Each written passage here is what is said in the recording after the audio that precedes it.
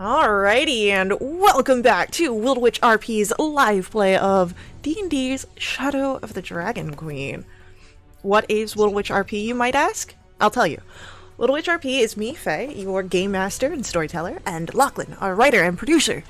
We're a couple who love role-playing games and sharing stories with all of you so much that we quit our day jobs and created our own company so that way we could create high-quality TTRPG experiences full-time. We've been very fortunate along the way to meet many awesome, amazing players who have joined us on our adventure, including the players with us tonight. And you can join them in all the fun. To get started playing with us, just join our Discord and website community where you can sign up for games, meet us and all of our players, talk about your favorite characters and stories, and even roleplay on our forums. We've got plenty of games happening every day, Monday through Saturdays, that way you can play in our Mortal Guardians episodic campaign and fight back against the evil Coven of Soul and their dark masters from the void beyond the stars. We also offer high-quality custom quests, magic items, our Burning Veil campaign that runs alongside the Mortal Guardians. So, take a moment during the game to join us and introduce yourself. We can't wait to see you at the table.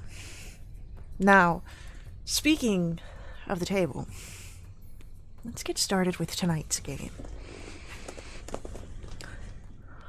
Last we left off, our adventurers, we will call them, heroes to the people of Vogler, however, were...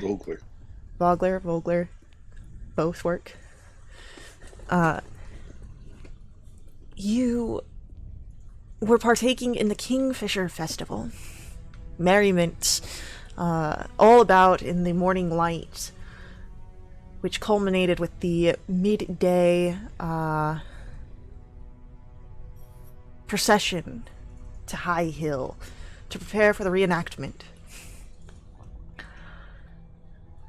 With a cruel twist of fate, however, the reenactment became more reality than history, as the ironclad regiment turned the battle to a massacre.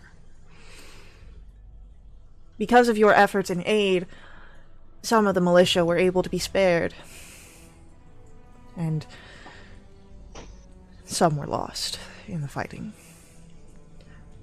But you beat back the main forces of those traitors, and returned back with the wounded to heal and to figure out what was next. That evening was spent with an interrogation. And while you did not learn much, you learned enough for your morning's travel. You set out pre-dawn, and as you traveled through the western wood, you found that there was an army camped out not terribly far from the village. When you brought back this news and alerted the mayor, it was with a gravity that Mayor Raven seems to hold. She knows and has alerted you that you do not have the force after such a battle to fight back against an army of thousands. But perhaps peace could be negotiated. And as she brought up this possibility, the door opened for Cudgel Iron Smile, who comes in with a human at her side and approaches. And she makes the beeline for where your group stands, with the Mayor Raven and Becklin coming over as well.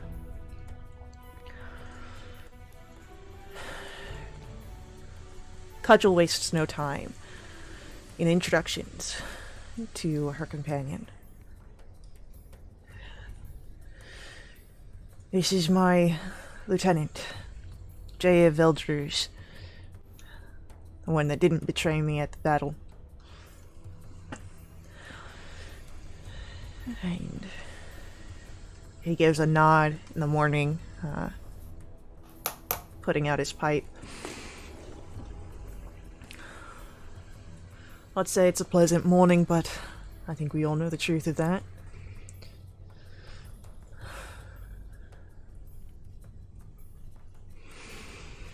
Rue just shakes his head.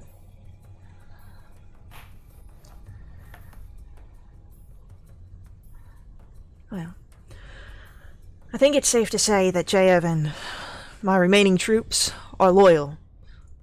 Easily they could have overpowered me if they weren't. I found Jaev and the other mercenaries had already heard of the events of High Hill when I came to them. There were several of my men who were restrained. Orders were lacking to participate in the reenactment, but they were loyal to Grigonis.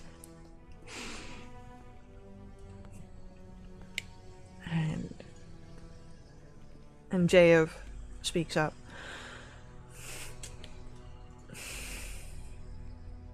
And then I would mention that my scouts in the night came across the large military force in the northwest of the village. Much too large and organized to be any mere mercenary band. It's nothing short of an army. We saw the same forces ourselves with our own eyes this morning.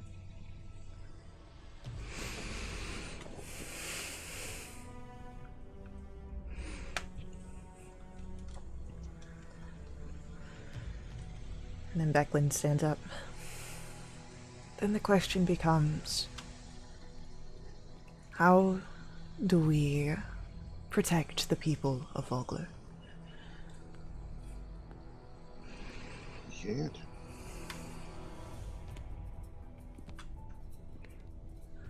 We do not wish to panic anyone. It is a time where panic will do us no good. There are rumors of a strange army in the east. Rumors? Oh, is she talking about a different army? Yes, because this one's to your northwest. She's saying that Okay. in the east, there are strange armies that she's heard of. There have been rumors. I think it's plain that the army we found isn't Solanic, and that we've been invaded.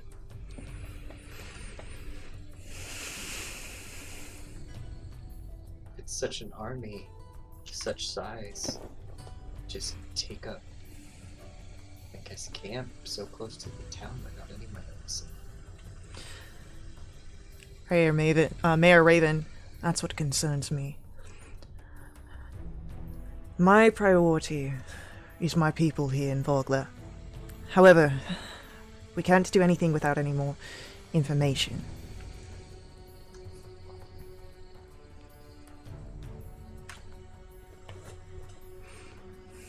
So you want to send an envoy to the army?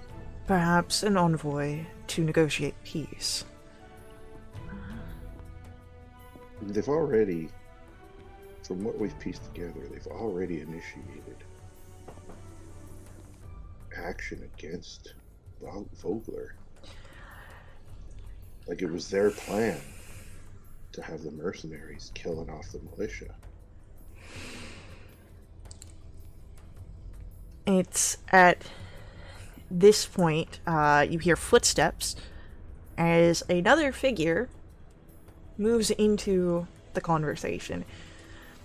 You see Lord Bacarish, the senior one, stand tall, proud, and sneers. Then we should fight back. We should bring the might of Vogler against them.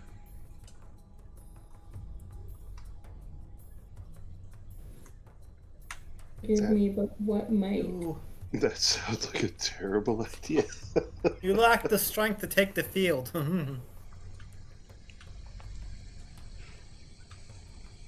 What defenses you have should be prepared. And to plan against our hopes, all shipping that can be used to evacuate should be prepared as well. Cudgel nods and steps forward. Oh, look. What happened at High Hill, I feel mostly at fault for, was my men. Those that are left loyal of the Ironclad Regiment. You have my entire support, and you should them. Oh, good man. Bring them within the walls as soon as possible. Yes, bring them in the walls, and we'll use their defenses, and they can help us set up for the evacuation, as Bakaris just echoes. Hugh, make himself look a little better. Tori's gonna look at Backler. Does he have any actual standing in this town? Does he have to be here? She just gives a shake of her head, but he's noble born. He has perhaps the ego. Perhaps. That's all Victoria will say about it, because it isn't her town either. Like, it's right. not her place. But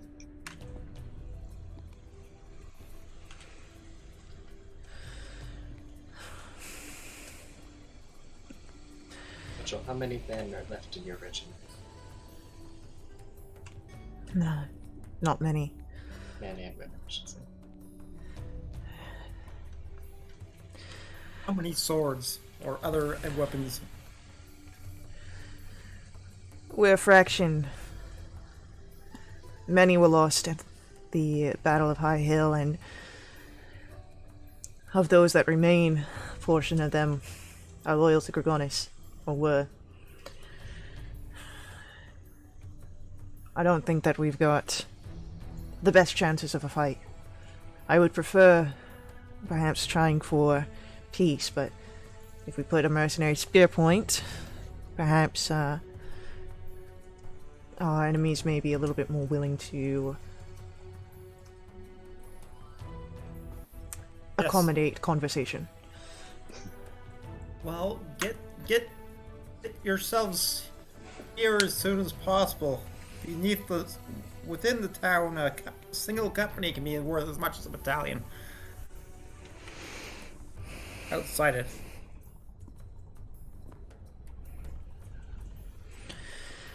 Alright, then I will, she looks over to JF, the two share a nod. We'll ready ourselves. And you?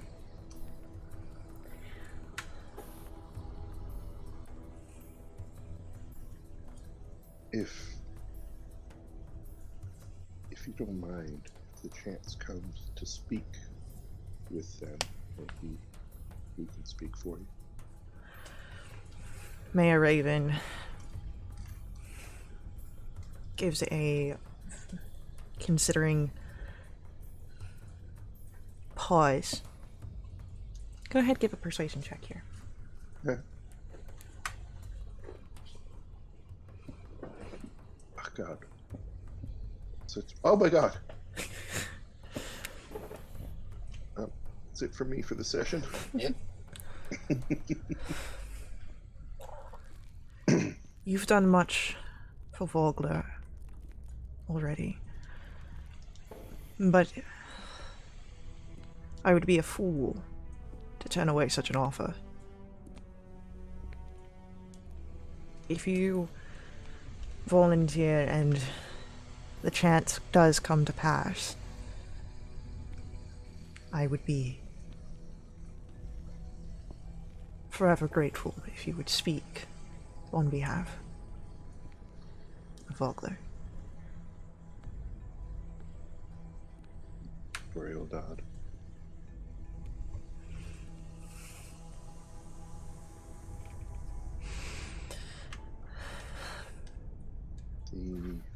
So until that time, Until that time, what do you need us to do? Declan, I want you to help in defenses. We need to prepare for the worst. I don't think that we are strong enough to keep them out for the entirety, but if we can set up enough to slow them down, to allow for people to escape, I think that will be a victory in its own right.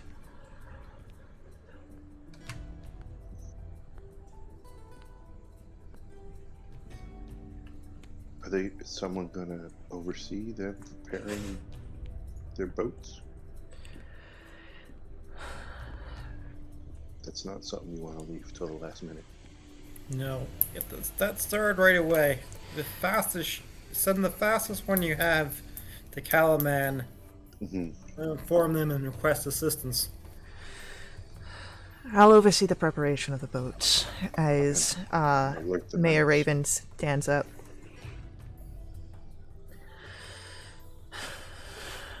And we all have our duties here. We are spread thin, but let us hope for the best. Let us hope for Vogler.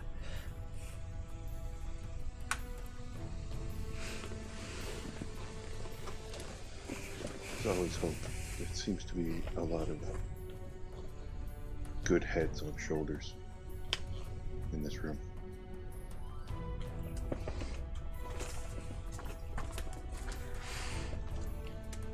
So, your delegation begins to depart. And prepare for your response to this army. But as you head out onto the streets, there seems to be some commotion. Oh, already? Is it the panic? Has the panic started? You hear villagers calling for your group and for the mayor. There's someone at the river gate. And Oh, that was fast. as Rivergate. the river gate.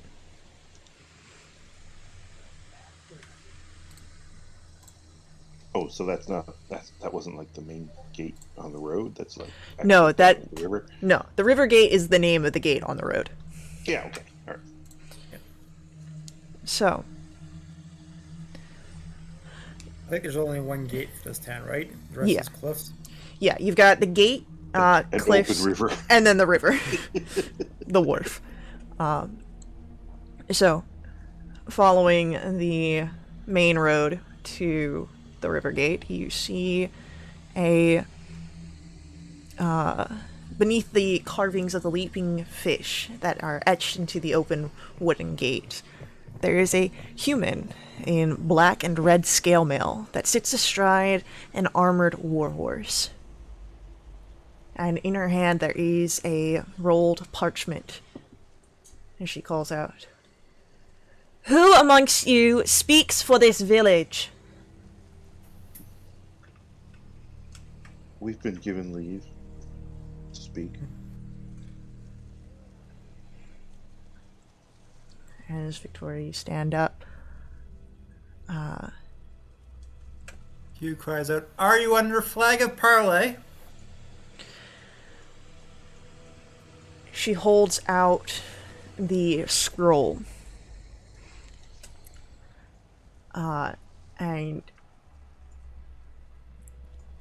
as you, Victoria, do you, or any of you, do you reach up to take it? Yeah, Victoria will go up. Rue couldn't reach. Who's tall though? Who's tall for his village?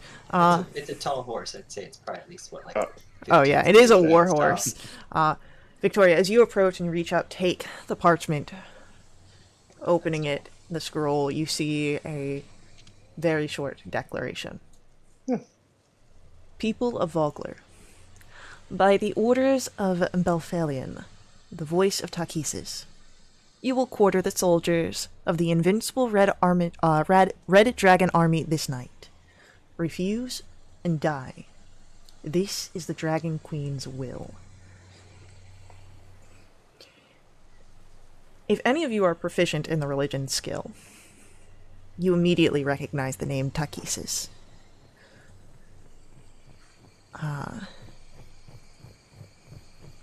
Just to crank the old gnome that's been around 100 years. If you are not proficient in the religion skill, you may roll a religion check to see what you know.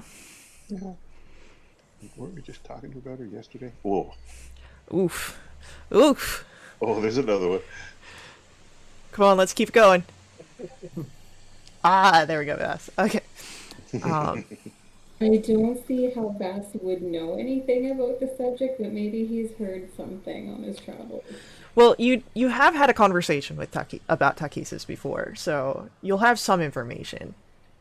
So you do recall that the name Takesis, and you recognize upon the armor of the messenger the symbol that was described to you as her symbol, and that she is also known as the Dragon Queen.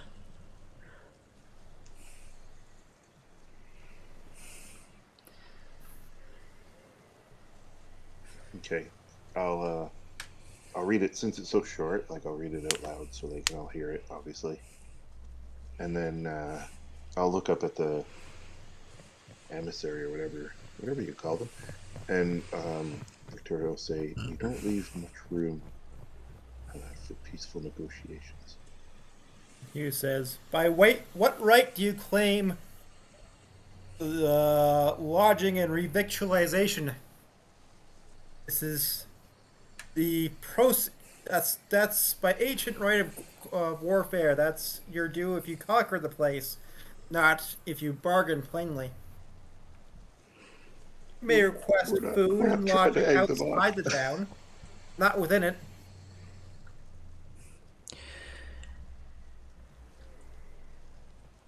I'm As sure how you could see that would be a better arrangement.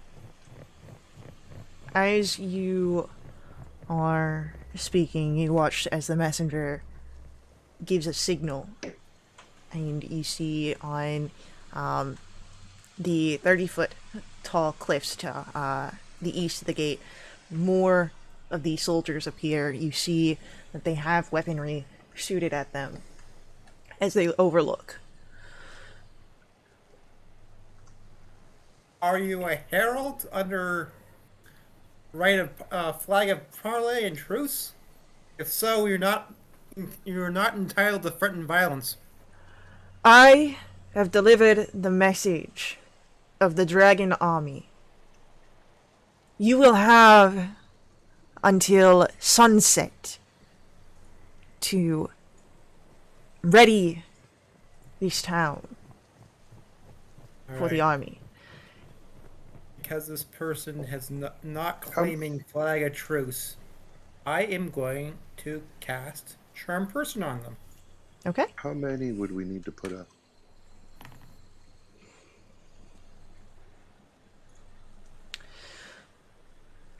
So I feel entitled to use offensive magic against them. Okay. There was saving throw of DC 12 wisdom. As you try to press against the messenger, her will proves too strong. She succeeds against your save. And she looks to you. I would not try that a second time.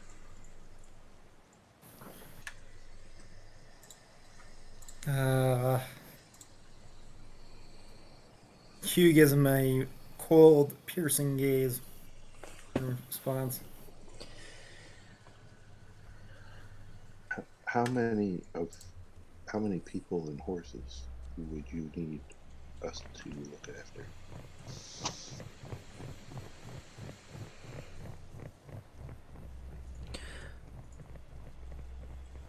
We are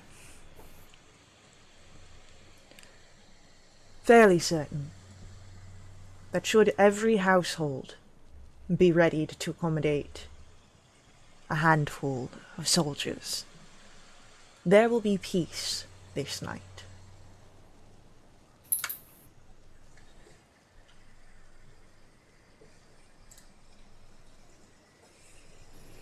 We're reasonably certain. Are you going to wait here for the answer? Because we're going to have to go back and discuss it with the town council. I have delivered the message. My associates will make sure that none think it an easy escape. And with that, she is going to ready her horse to be on her way, but you see the 4 that are stationed at the cliffside do not make any motion to move. With like bows and stuff? I see. It looks javelins, but they could have other weaponry. Okay. Okay. As the messenger's turning, Victoria will look at Hugh. The town trusted us to deal, not to piss them off with magic. They haven't claimed truce, and they are leaving men to threaten us. That's why I was made sure to observe the proprieties. They don't have to claim truce for us not to egg them on. They have hostile intent regardless. They are an invading army. Wow. All right, we should go back and let the mayor know. The mayor's present. She was also what called. the hell? Yeah, she was also called. You guys were just speaking. So. Oh, okay. Yeah. Okay. No. So the mayor knows. Yeah, she's aware.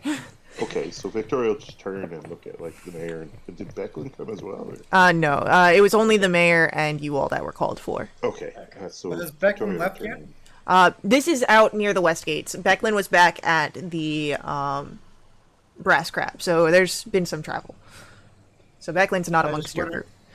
I mean, did Becklin already make his way to his friends outside? That's Or Cudgel. Oh, sorry, Cudgel. Yeah. Yeah. You don't believe so, no. You would have seen. Okay. Yeah. So we might need to help him punch out of here. Perhaps. So. With that, Mayor Raiden suggests heading back to discuss this at the Brass Crab, perhaps pulling in Becklin and Cudgel to discuss. Okay, that's what the mayor wants. I'm not going to argue with her. It's her city, So, town, village, whatever it is. as you return back to the Brass Crab, a solemnness over the mayor as she sits down. Becklin, Cudgel called forth from their positions. They were intrigued by the commotion of the streets, but did not move. So easy enough to grab their attention and draw them back in.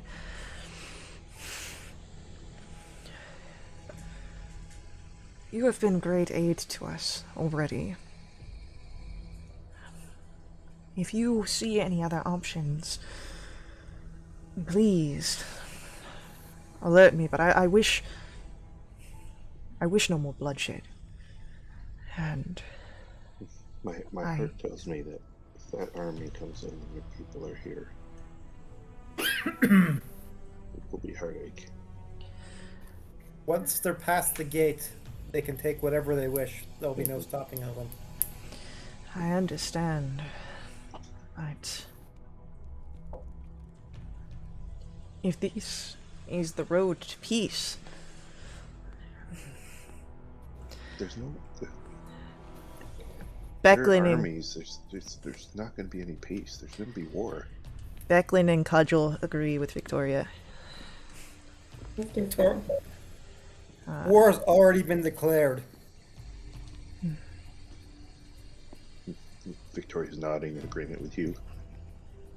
We need to get the people out. We have a deadline. Either you become conquered, casualty, or you get your people out of here.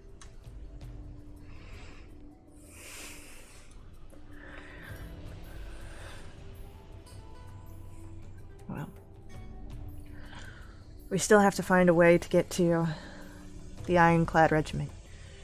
Defend this town while we can.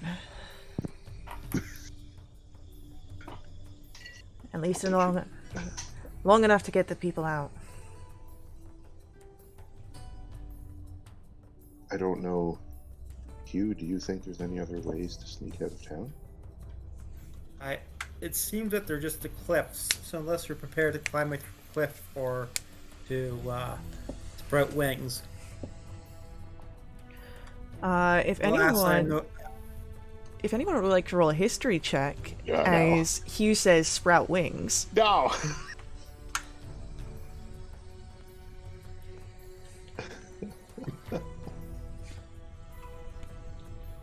Hugh, you're welcome to make this roll as well. I tried. It didn't come through. Oh no. What was your total? Yeah, Hugh. 7. Oh, there's 7. It was where? Okay, there it is.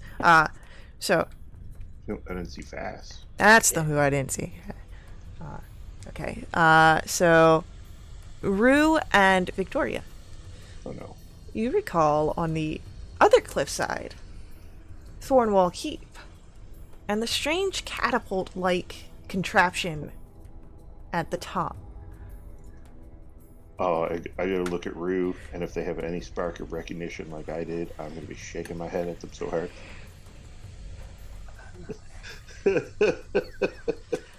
And Rue, Yeah.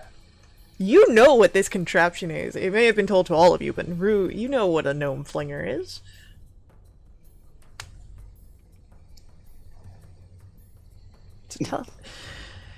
It's a way for people to get, so. Oh no. How many people can that thing launch at once? 4, 5. Oh my god. I'm asking. It's a terrible idea. Becklin is going to say, if we want to use that old thing, we probably want to talk to Than first. It's his. Oh my god. I don't like this idea. You slowly cottons on to what you're talking about and like, First he thinks it's stupid, then he thinks it's awesome. If It's it worked, stupid and awesome. if it worked and we could get rid of those sentries, that would solve the problem of getting the mercenaries, right?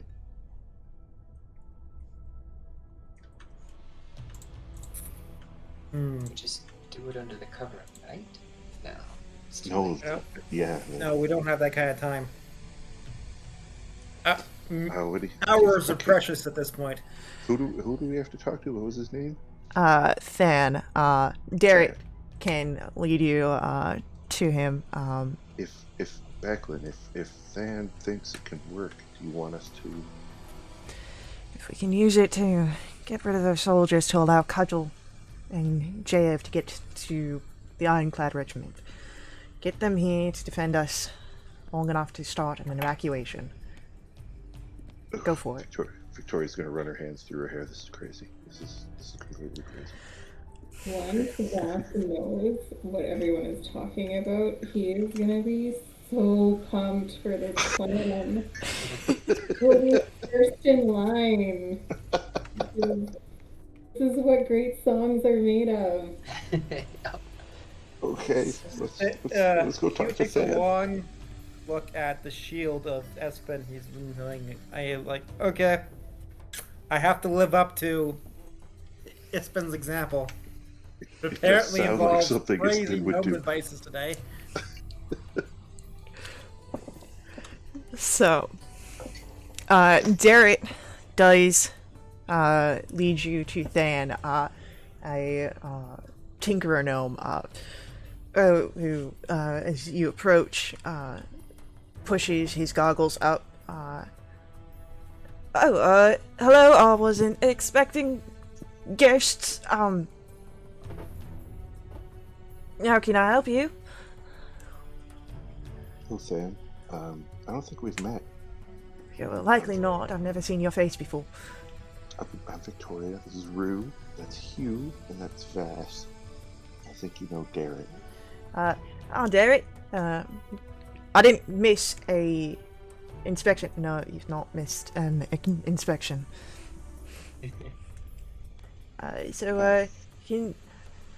Are you looking for an invention of some sort? It's big crunch time right now. Dan, I hope you don't think I'm being too forward, but can that thing on top of your building launch 4 of us onto those cliffs over there? As soon as you allude to the fact of the gnome flinger, Than's eyes go wide and sparkle with excitement. No. Oh, you want to take the... Oh, this is what I've been keeping it up for. The gnome flinger is, of course, ready to go whenever you're ready. And, as he looks to each of you, yes, you should all be able to fit on it. Victoria had severely hoped that he was like, no, it's just for show, it doesn't work. Vass is giddy. It's ready to go now? How long? So it launches 4 people? Well, it will have to be one at a time, but it is fairly quick to send you over in between. Oh.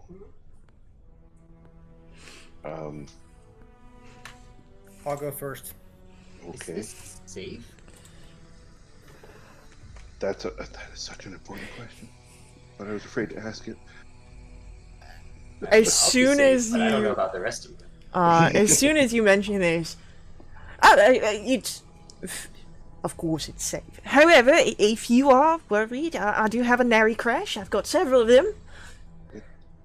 What is that? Oh, a nary crash, and he goes to scurry excitedly through his room, the main room that he's in, and he pulls out this backpack-sized device. So, what you will do is you wear this, and if you're falling, well, you got this on, such like from the gnome flinger. You pull this strap right here, and it lets out parachutes, a few balloons, and it should help you get down a little bit easier. So that stops you from going splat on the other end. Very much. Now I've got... I was intending to inquire as to the landing procedure. And most of the time you just land on your feet. You know, you try and aim for it, you get into a nice roll, and... Look. Presumably you... How high are the cliffs if you're standing bend at the your bottom knees 30 feet. and such. They are 30 feet high cliffs. of them? Okay. I can... If you want to go on the catapult cube, I can climb that cliff pretty fast. And that way, none of us are up there alone while the others are getting launched.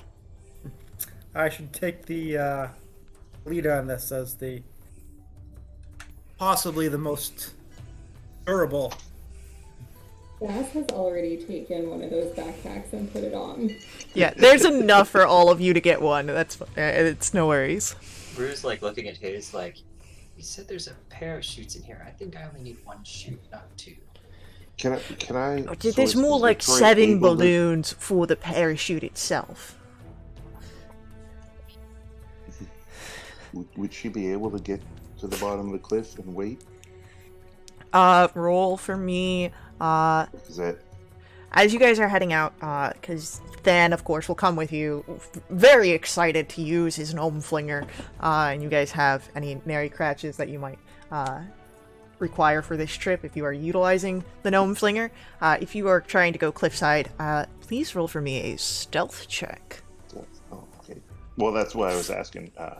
Like, if there was a chance of antagonizing these guys, maybe I wouldn't do that.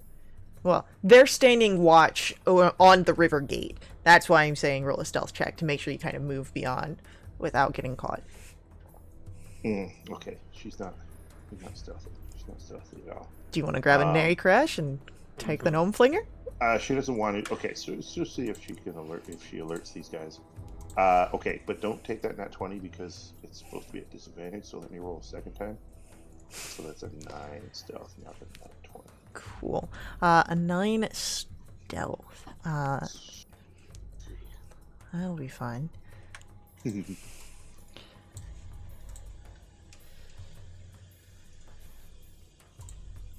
So I need my dice roller here real quick. And...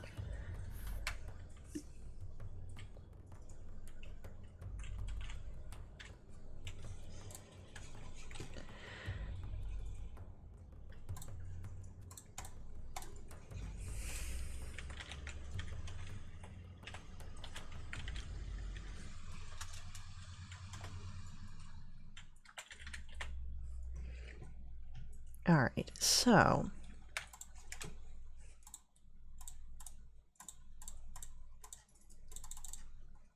You're definitely getting noticed. Yeah. But, let's see if any of them hit you. 2 of them are going to send javelins down at you. Oh, okay. So either hit or not, then I'll have to go back and ride the ride. So, that's not going to hit you. That's a 14. Q cries out, "Victoria! They're giving you free ammo!" But the second javelin does strike with a 23. Oh yeah. They mean business. But that is 3 piercing damage and 2 fire. 2 fire. Mm-hmm. 2 fire. What is this? Is this thing magical or something? It's definitely something. Okay, I'm gonna. You know what? Since it's sticking in me as I tactically retreat, I'm gonna take that javelin with me. I'm gonna give it back to him for sure. Sounds good. Yeah. So I'll meet at the thing and grab a parachute and be like, they won't let me get close enough to the cliff to climb. Okay. Yeah. It burned. Rue, I'm gonna hand the javelin to Rue. I'm gonna be like, this javelin burned, but it wasn't like a poison burn. Is there something crazy about this or what? I'll look at it. I don't know. Wait, maybe Fast knows. Now, Bru's already like looking at it now, like examining it, like looking at the craftsmanship of the wood and where he thinks it might come from, what kind of forest. Proficient in Arcana. Yeah, if anyone wants to give this a so investigation if you're looking at the craftsmanship, Arcana if you want to see if it's magically imbued.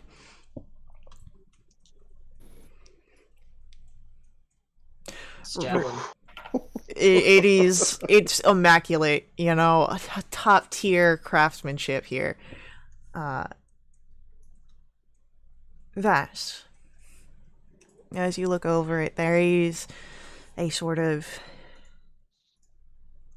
tingling in your fingertips as you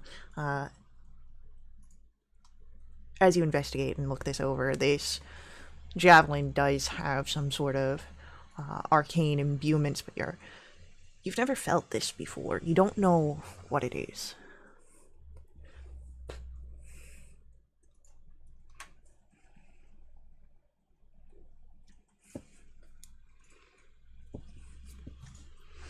If Rue's holding it, they'll just hand it back to Victoria. Or Vass. If Vass was holding it, then whatever. I mean, Vass will pass on what he knows. Like, yep, thing's magic. Oh, Haven't seen anything like it. Don't know much more than that. oh, it's really Nothing odd. Okay, I'm definitely going to return it to its owner then. like this plan. Okay, Hugh, you're first. Maybe I should go Alright. second. I'm ready. Oh no, we lost Sciencescape. I'm gonna get her back up. But while we do that, it's going to be, Hugh, you have volunteered to go first. Is there a roll I'm going to be making? Not yet. Okay. Eternally, Hugh's going, Cecil home, Cecil home, Cecil home, Cecil home. I feel like I should use 5 points to lay on hands to heal myself. I mean, if you want to. I think I will. Okay. So, Than gets up, gets to the side, starts tinkering to properly aim. All you have to do is cross from this cliff over to the other. And, alright. So, just going to get this set up here. Whoever's first, I believe it was you, gentlemen, please just get on up in there, and he gets you set in the cradle. It's a sturdy netting that you're in as he begins to wind it down. Oh my god, good luck. And then you're flung through the air. Oh my god. You didn't even get a countdown or nothing. Nope. Than is way too excited about this. In a matter of seconds from the time that you sat in the cradle, it was already starting to crank down. And then the lever release, you're flinging through the air. And you did grab a Nary crash, right? Yep. Alright, cool. So, you've got that on, and as you are 10 feet from the ground, this would be the time where you pull your release. Go ahead and roll for me just a straight d20. Oh. Oh no, there's gambling involved.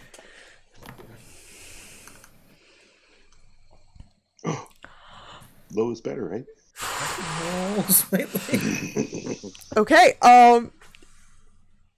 so as you are, so you've deployed your Nary crash, your parachute inflates, you're catching the air, and then, I was a little bit early, it's at 10 feet when you roll this, you're already deflated, or inflated, and then the wind catches, knocks them aside, they lose the air, and you fall normally, but you only fall 10 feet, so you only take, that's gonna be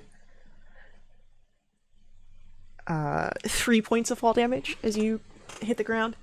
But who was next? Because this would have been happening in the middle. As again, Than is excited and is taking like seconds to set this up. Alright, yeah, Victoria's going next. So Alright. she's not out there alone. Victoria, much the same like what you saw with Hugh.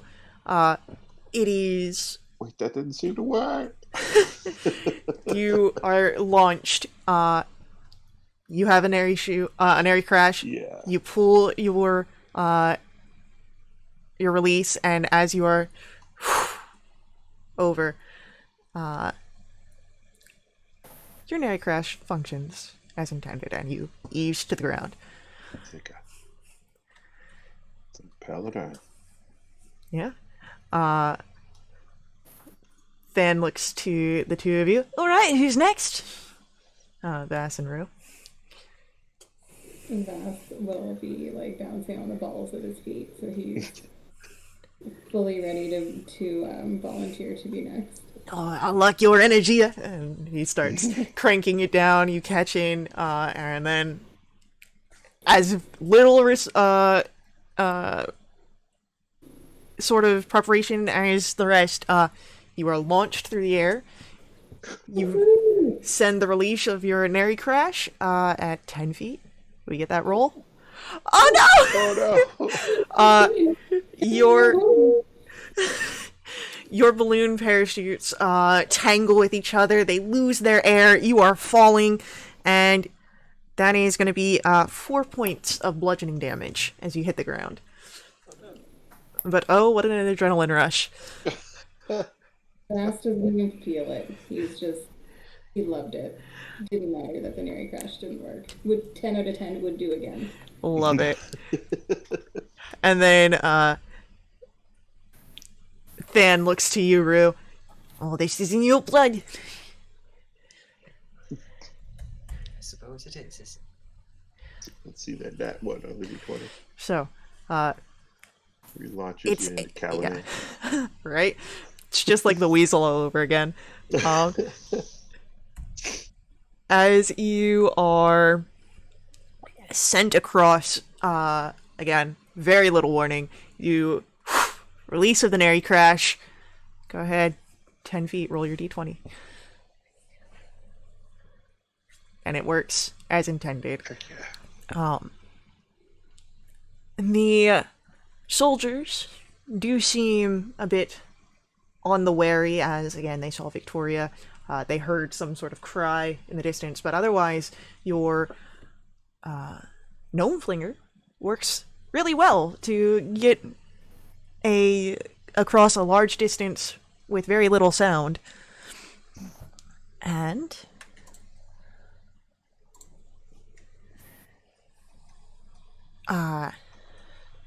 you can move into a position to engage the soldiers. Are we rolling for initiative? We will be, yes. Oh, big money.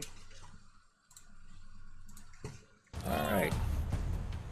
The first time in a while, above 10. Alrighty. Beth is too. He's still coming off his high from the trip, so he's not super prepared for this battle. He kind of forgot that that's the reason why they did this in the first place. Oh yeah, shoot, there's guys up here.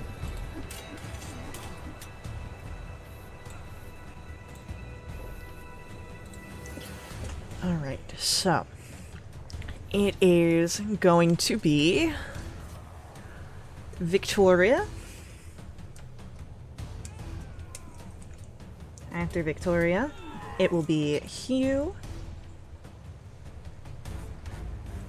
Our dragon army soldiers. Then Vass and Rue. So, Victoria, you are the first to act here. What would you like to do? Okay. Am I within 30 of the guy that threw that javelin at me? You are. We'll say that at the start of initiative, you are all 30 feet away from your enemies. Okay. So I'm going to roll. I'm going to do the Islamic precise strike while I return his javelin to him with a throw. Okay. So that gives me advantage. And so it's a 16 hit him. A 16 will hit this soldier. Heck yeah. So it's 10, but I also get to add a d8. And a d4 of fire damage. The d4. So 7 from the d8, and the d4 is a 2 fire damage. Alright.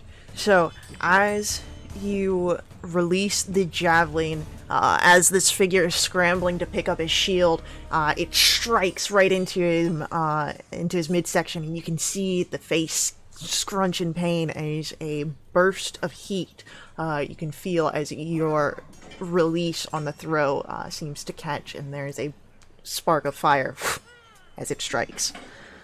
All right. Is he falling over or is he still kicking? He's still up. Okay, so with my 35 feet of movement, I'll move to the closest guy, like get in contact with him, and that's it. I mean, if you want to get in contact with that guy for revenge, No, it's not revenge so much as he'd be wounded, but I don't. If there are people closer, I don't want to leave you. they're all about the equidistant. So, Oh, okay. So I'll go. Yeah, I'll go get in his face. Can you set yourself up to be flanking? Oh, yeah, I do have Yeah. a little extra movement, so if You there's do. someone I can do that with, yeah. you can do it on him. Right, perfect. So you slip around the back to provide an easy flank. As Hugh, we come to your turn. All right, I see the Victoria, and we're hoping that this is the start of a long partnership and teamwork, and going to attack the flanking Flank guy. action. Yep. So, attack with my sword. All right. All right. And then you do This have with advantage. advantage? Yep. Okay. Haha. 15. 15 will hit. As again, this guy hasn't pulled his shield yet. So, I am going to invoke Favored Foe Ooh. and use Dreadful Strikes. And then, and on that, the actual sword. All right. As you slide to close this flank and you imbue this strike down onto your foe, would you like to paint a picture? Alright, as I lay a stab at him as he's reaching for his shield, I get beneath his armor into his armpit with the fin of my blade, and he can see like a vision of terror as I psychically imbue my attack. All right. And you see that terror reflected in his face as the final emotion that he experiences before he expires. It is our other dragon army soldiers here who are going to drop their javelins, grab the shields that are nearby, and equip those as they pull out their longswords, drawing blades and readying to rush forward. But that's all that they can do this turn. And it will be Vass, your go. So, are there any of those baddies that are within 10 feet of each other without any friendlies being there? There are 2 that are within 10 feet with no friendlies. Fabulous. I would like both of them to make a Constitution saving throw, DC 13. Alrighty.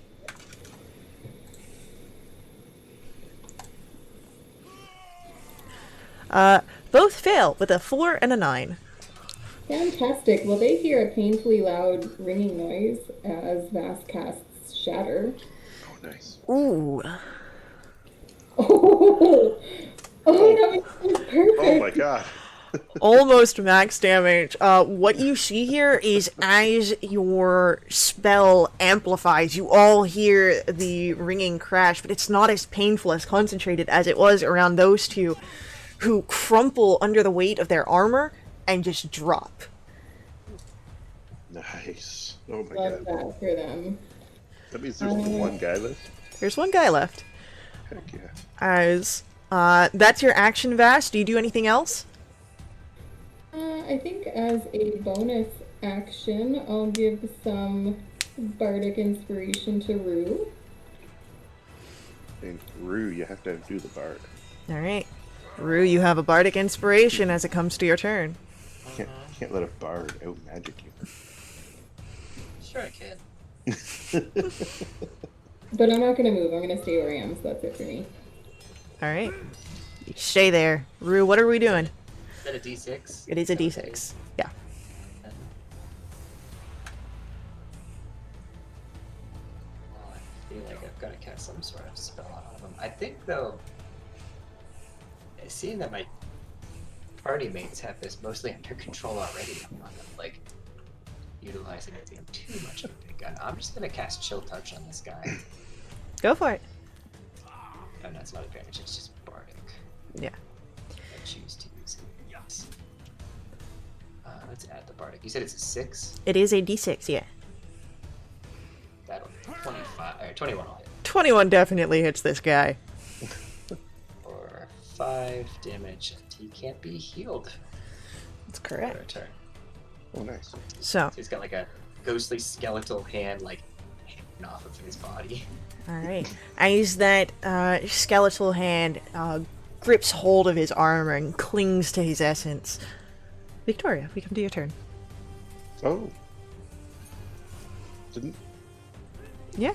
It's you, Did- Hugh, did we miss? Vas, Rue. Oh, I He thought picked they up the went shield. in between. Pick the shields. Oh, that was. Oh, okay. Yeah, that is an action to don a shield. Okay, so I guess I'll dash over to that guy Okay. and get the farther side of him, and then try and slash him with my longsword. Go for it. Wow. Oh, I'm no! now one. Okay. Oof. Stumbled a little. Sorry. Give him next step.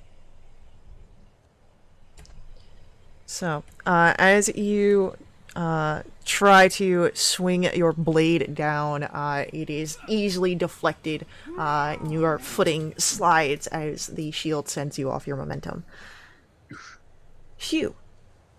Alright, I moved the flank. You move in, close that flank, and let's see it. Alright, first is a 12, second is an 11, so the highest is 17. 17 hits. Alright, I'm gonna burn a Dreadful Strikes again. And as well as Favored Foe. And Rapier. So, what should that end up doing? Whew, okay. He's looking real rough as your blade strikes in, but as you draw back, he, pained breath, still stands on his feet.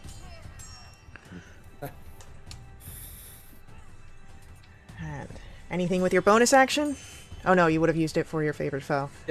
Yeah. So, with that, it is our soldier's go, and he's going to strike once. Damage on that one. Yeah, that's a lot.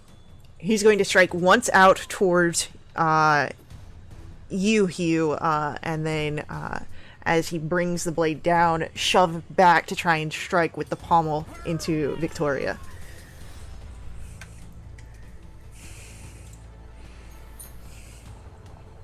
An 11, however, does not hit you, Hugh. I step out of the way of that one. 19 to hit Victoria. Oh, that hits. All right, so you will take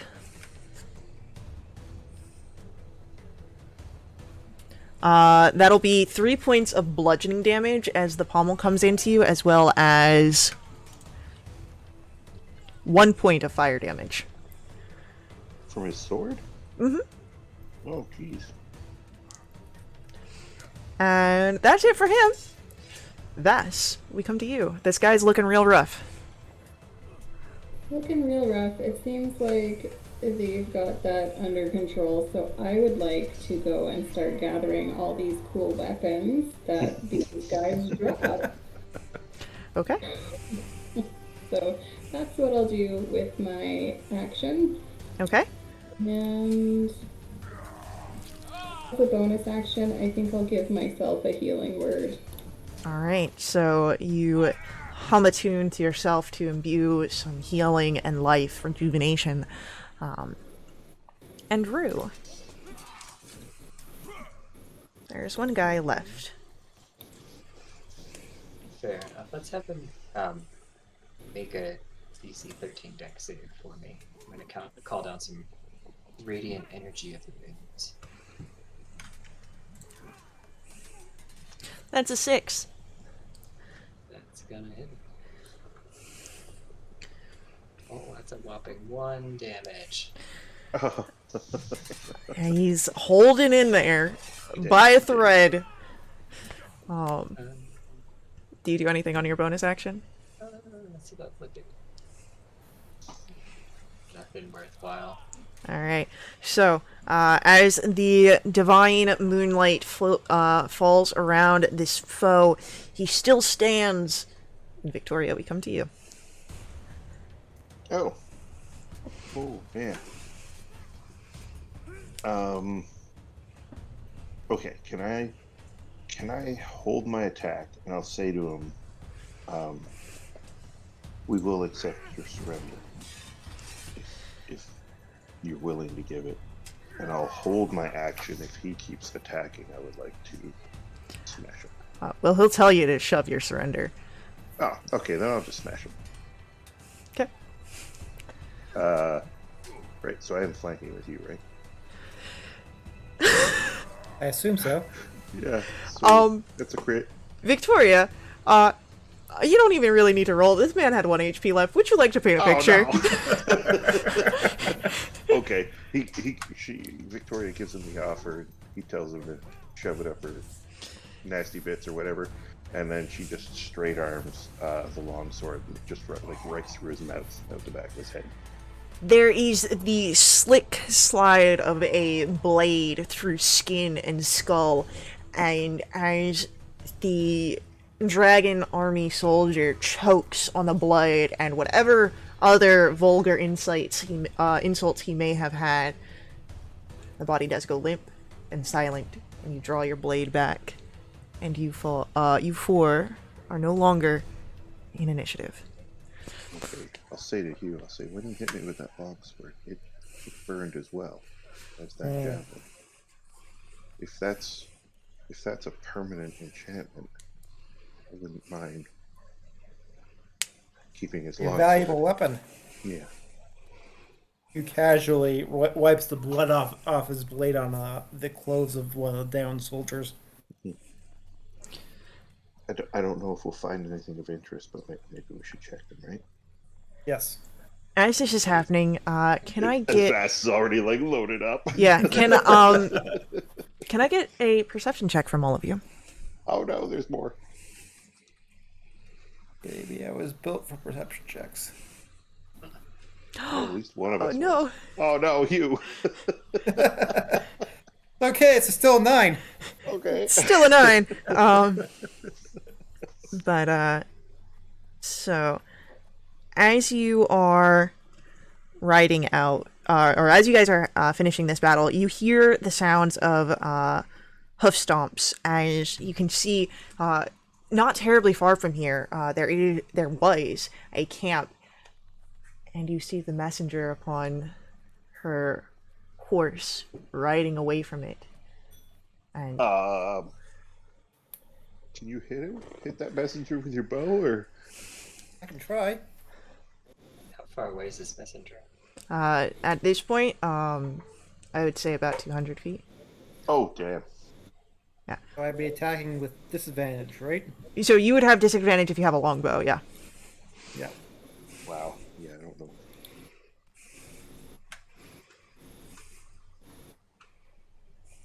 So if it wasn't disadvantage, it'd be great, but with disadvantage, it's an 8. Your arrow shoots out and you watch, hoping it would hit, and then it sticks into a tree as the messenger rides off in the direction towards the larger camp that you had seen early this morning. We need to get a word to those mercenaries right away. Mm-hmm. Unless they wait for nightfall, but I don't know if they will now. So, and should we go, or should we tell them to send someone? I mean, Cudgel is ready to head out with JF. Oh, okay. You can head down, and now that you've cleared the way for them, they can ride out. Okay. Yeah, so we'll just call down from the cliff. There was the messenger on horseback has taken word, so you need to hurry. Stir yourself with speed. So, Which, of course, dwarves are known for. I've been told they are very dangerous over short distances. So,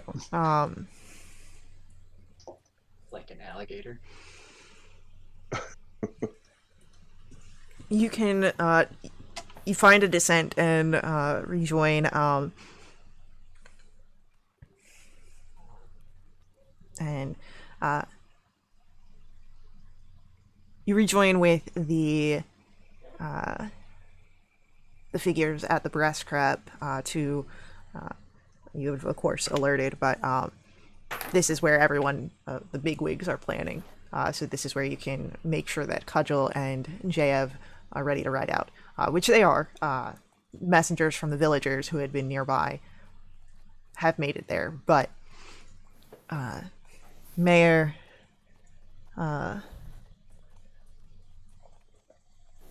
Mayor Raven, thank you for your efforts. And I know that this is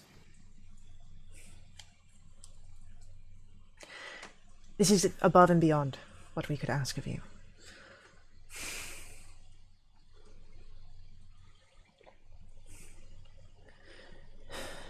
Is she saying that in thanks, or that is she saying that because there's something else that she's going to ask us? Go ahead, roll an insight check on her. Ah, crap. Oof. There's a lot of emotions that you're seeing on Mayor Raven right now. She's actually a little flustered. This is the first time you've seen her like this. Hugh, much the same. I mean, Victoria's feeling a little flustered too, so probably lean on Becklin, like Victoria's kind of thinking, like, you know, now that they've seen that, they're probably just going to come and smash everyone, and, you know, we need to, like, get out of here. But maybe I'm reading it wrong, because I'm not, like, I'm new to this thing, to this whole thing. Hugh thinks that they were going to do that anyway. And Yeah. makes no material difference. Now they have less, now they don't have eyes on us. But we have started the war. Comes from Mayor Raven. They already War started started yesterday. the war, yeah. We made a direct attack against this. You have protected my village, but now we will have to do. Cudgel. Look, I'll get my troops. I'll bring them back here. We can only fight. We can't sit down and surrender. I think we should take the third option, which is get everyone out of here as fast as we can. Exactly. Live to fight another day. Which means that someone will have to stand back and fight them off, while you all escape. Get the people out of here.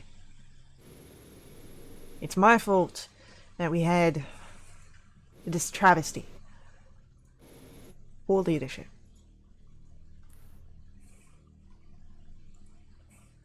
Okay. During this, Becklin is quiet. And Mayor Raven stands up. No, we can't evacuate. What do you mean we can't evacuate? You have boats, do you not? Roll a persuasion check.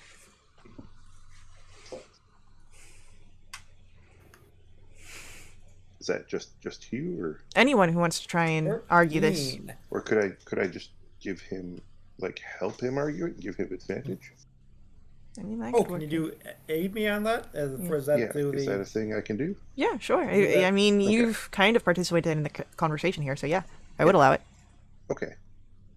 Does that roll again, or is it a flat bonus? It would be an advantage, so you can roll again. Ah! 21. Boom. So, as you speak up, your group, those of you that do speak up, it seems that this isn't so much a logistical, but this is a matter of pride. Mayor Raven Vogler, this is her home. It is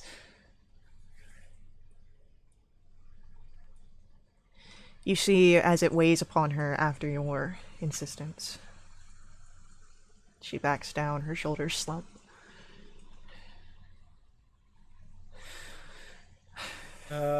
Hugh puts a hand on her shoulder and channels kind of his Fey abilities to now more of a calming presence and says, "Home is where your people are, not some buildings."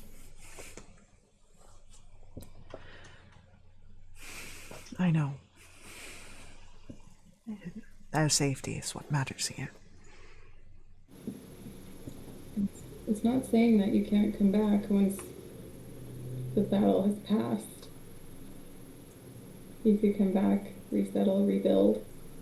It's only a temporary measure. Yeah. Yes. That the army will have to move on. I'm sure. Well, they will not have enough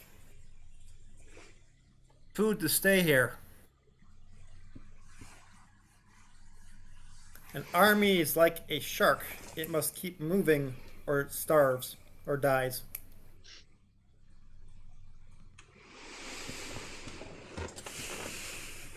What is Backlund? Victoria's going to be looking at Backlund like. Backlund is Night, she should. quiet at this moment, but go ahead, give me an insight check, Victoria, as you look at Backlund. Jeez.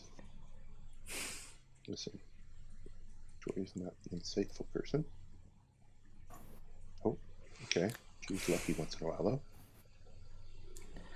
There is you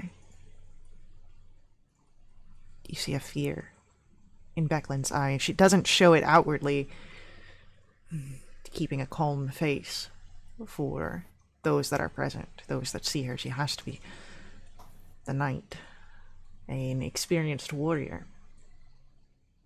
But you see fear. Okay. So, Victoria will go stand beside her and, like, kind of give her a discreet, like kind of low pat on the back. And be like, we need to get word to the knights, right?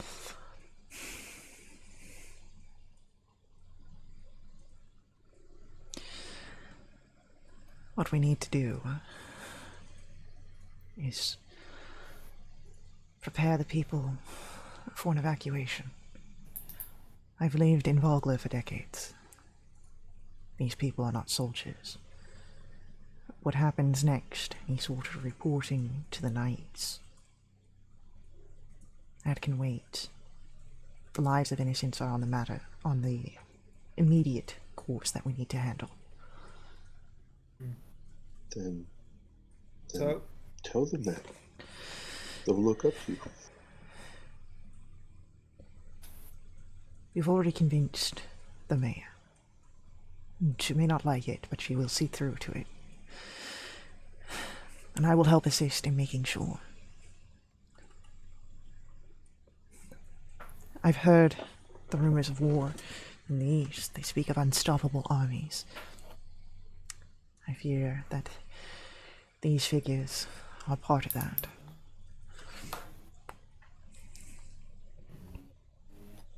an unstoppable army means it's a big one, which means it eats a lot of supplies, which means it starves.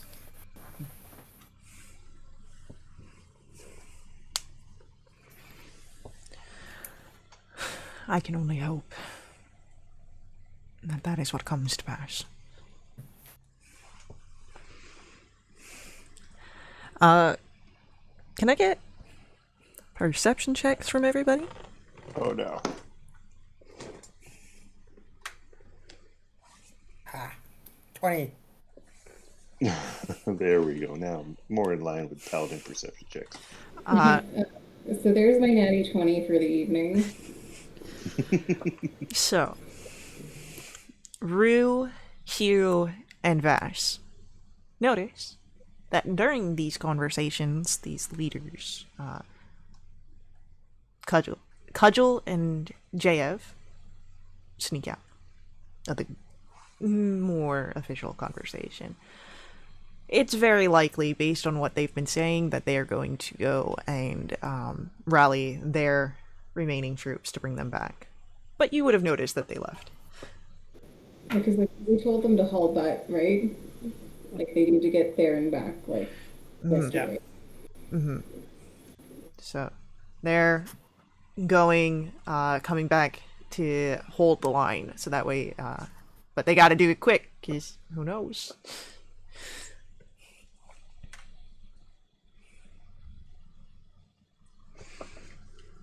I think they'll make it back.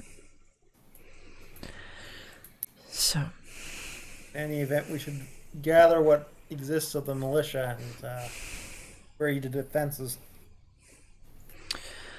Mayor Raven,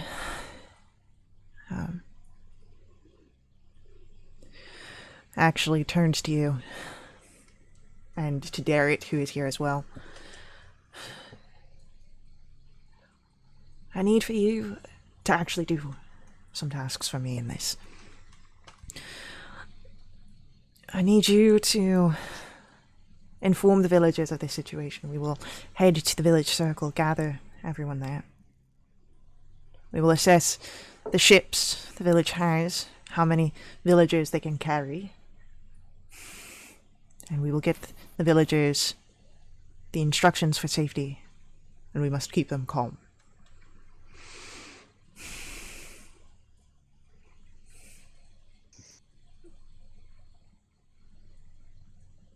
All right. During this time, Becklin focuses on shoring up the local defenses until Cudgel and her troops can come back, and also gathering any information she may be able to share and assist. Convincing a lot of people to stay calm and to pack their shit up sounds like something that Vast should be doing. Yes, this sounds like bard work. Yes, I I'm was just, thinking I'm just that a soldier. myself. I also had a quick question.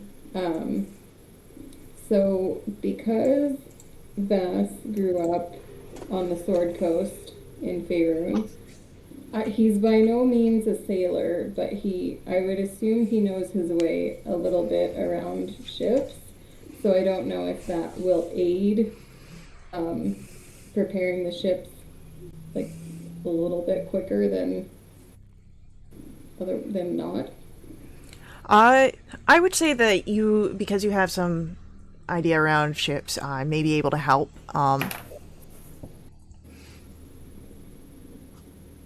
But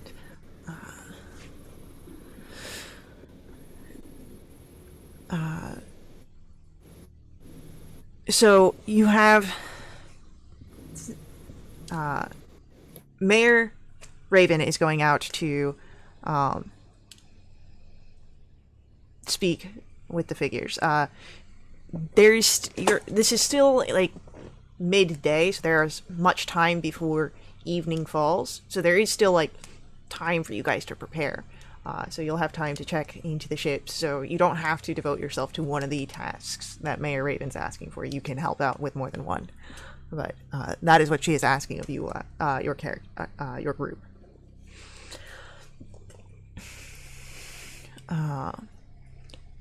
So.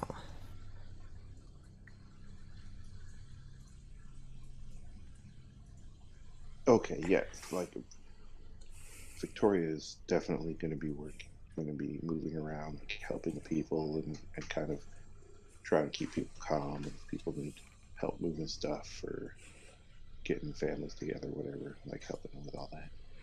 Okay. So, the first manner is gathering people in the village circle. Doesn't take terribly long. But you do so. Colorful Kingfisher Festival decorations still cover this area, and there's still the festival stage. But unlike the day before, the collection of villagers here are somber. They mutter in worried tones as Mayor Raven takes the stage. And I'm assuming that you will stay close by. Yeah. The mayor does not mince words. Looking over her people,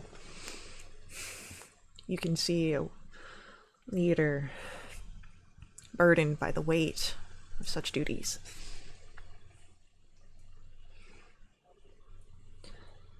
A dangerous army is heading for Vogler. The ironclad regiment will do what it can to defend Vogler, but we must be ready to flee. There is a moment here of silence, stunned amongst all the locals, as grave news settles under the skin.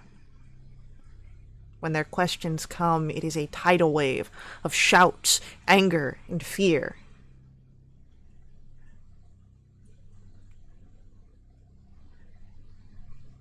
If you would like to help control the crowd as you see the mayor trying to do so, if you would like to assist in this, it will be intimidation or persuasion. Yeah, Vass would step in and he would try and speak over the crowd.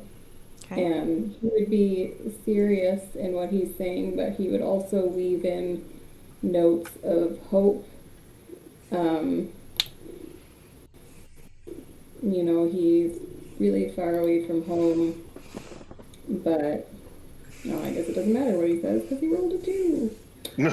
I would say that it still matters. It's not reaching the whole crowd as you're hoping, but you do see a few people that listen to your words, and as the rest of your crew and team join in explaining the situation, the evacuations, people do begin to quiet. They're still muttering amongst the crowd, fear, anger at this situation, but you begin to placate the worries to help allow for the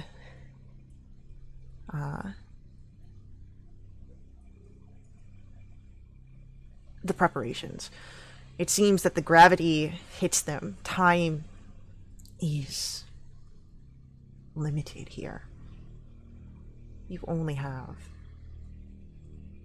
a fraction of it, it seems. For a life lived, most of these entirely in this small village on the river, it now must be packed up.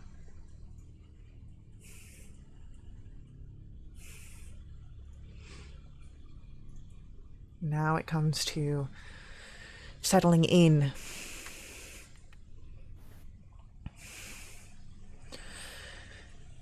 You have assistance from the villagers now that they've accepted what fate has in store, it seems. If you would like to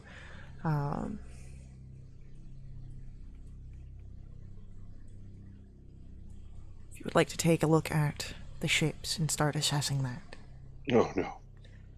I don't know anything about ships. That's I'll not my join wheelhouse. I'll join my party members. Yeah. Alas, I'm a forest man, no ship man. Same. At least the mayor, right? Wasn't she like crazy fisher person? She is, and she's over here as well. You have the village people here. You have the figures here. If anyone, while you take time to kind of assess the ships, if you are doing so, you don't have to. There are other ways that you can prepare. You can make a investigation, survival, or insight checks here as well. Alright, I think I'll hold out the for one ships of or those just other the ways crowd? to prepare. In this situation, this is with the ships. Vass, with your investigation, this is going to be covering about an hour of time, and we'll go to Rue and Victoria on what you're doing in this hour as well. Vax, you notice the ferry crossing the Vingard River, a series of rafts and small boats along a pulley system. The mechanism can be broken down, you think, in maybe 2 hours, given on the complexity and just the amount, freeing up vessels for 100 people, which you get 100 closer. You currently have only enough vessels to transport 200 out of the 400 estimate in population, but now you have 3. Oh poo. Hugh, with your survival check, you could, you think, with enough rope and rings of small boats, corral a floating mass of logs, create several large rafts that are capable of holding 200 more villagers. Ooh. You I think, get to work on this. yeah, you think that with enough help from the locals, it would be about 3 hours. So, Vass and Hugh, I believe that would be where you guys are focusing your time at during this. So, in that hour that it's coming, that you are investigating and coming up with these solutions before going into making them a reality, Rue, Victoria, what are you doing? Do we need to help the people like gather their stuff? Is that a You can. task? You can help them gather the necessities.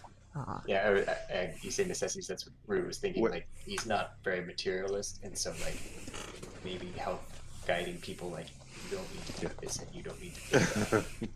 Does this Like bring you I'll joy? like Marie Kondo on them or whatever. What are our options? Like maybe Instructing the villagers to safety, oh, okay.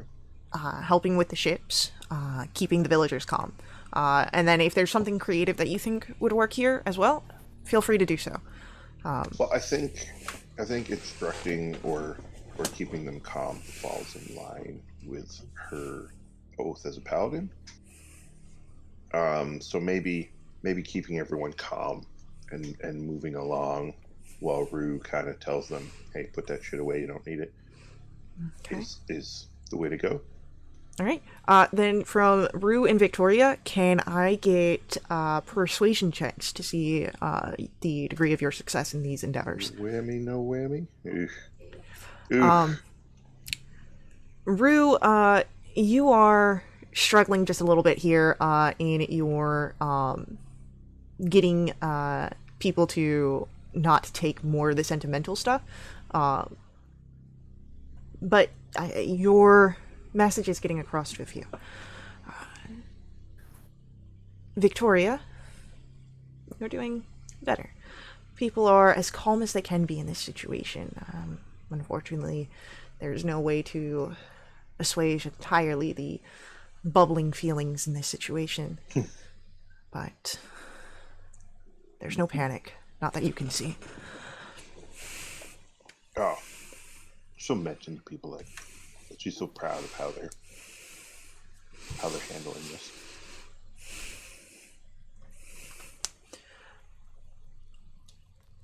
In the afternoon, it's about 2 hours since the completion of your first hour tasks. So, thus, you are coming to the end of your deconstruction of the mechanisms of the ferry system. Hugh, you are deep in the process of creating these rafts with the other locals, and it's now reaching a state where they can handle this on your own. You are called as Cudgel returns to Vogler. It's not fully to the brass crab, just together. Becklin at her side, Darrett coming to your sides. Mayor Raven as well, and Kajo looks to you all. All right. We've got the Ironclad Regiment positioned north of the village. For a time, we can defend against the larger force. Got Jayev there with my men just in case something happens sooner rather than later, but we didn't see anything too terrifying on our way here. I think, with luck on our side, if we have enough of a show of force, the Dragon Army might be convinced that we aren't an easy target.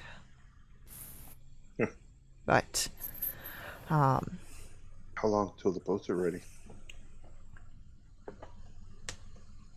Hugh, you would know that you've got about maybe an hour or more before your project is completed, but everything else is ready to shoot to head out.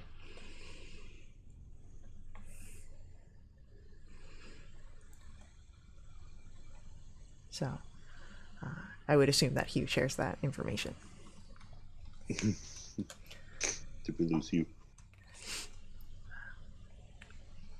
So,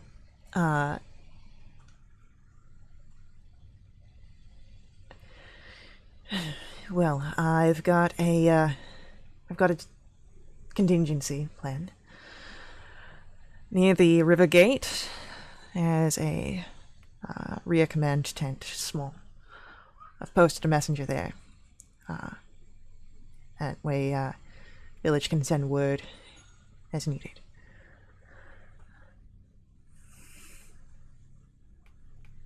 Okay. Why did you call us all together? So that way you'd all be aware of this. I figure heroes, fighters such as yourselves, should be made aware of the situation. Heroes is a bit of a stretch. We're just doing what we need to do. Well, after what I saw at the Battle of High Hill, I think heroes is a fitting term. Take it from one with experience. Don't worry, in the ballads, we'll be heroes. We're gonna have to hear about it 80 million times on this ride down the river.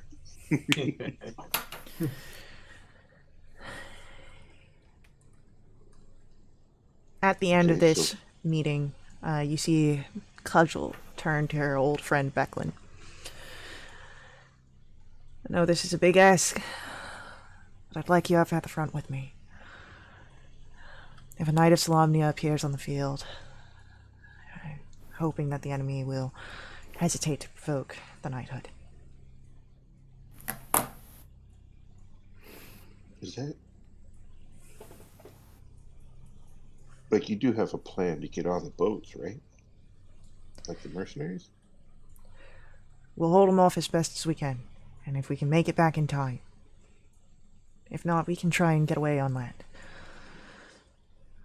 But we want to make sure that the villages, the ones that aren't fighters, have the chance to get out first. Oh. I don't... Victoria plainly doesn't like this. She's not speaking up about it.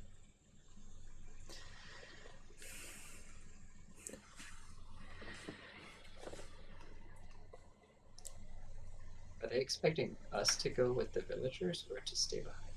Or is that TBD?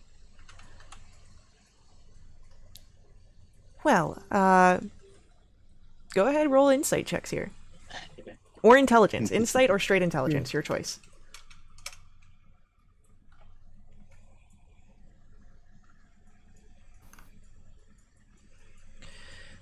All right. Oh, now I've read. You are all aware that, and it very much looks like Becklin is going to agree, that she sees sound logic in this. That this plan leaves the village and its escape operation undefended, except for the handful of remaining militia members and a few tough fishers. Wait. Okay, I missed something. I thought they were staying as a rear guard, but they're... So they're going to the front line. There is a rear guard command tent at the inside the river gate. That leaves Vogler undefended. But Oh, so their plan is to go and fight. Cudgel is going to be at the front line, and Becklin's going with Cudgel because Cudgel has asked, and she sees logic in it. But Becklin does turn to you all, looks to you, your group, then you, Victoria, and then Derek. Stay here. Keep the village and the mayor safe. We will ensure that if any... We want to ensure that if any enemies make it past us, there is protection.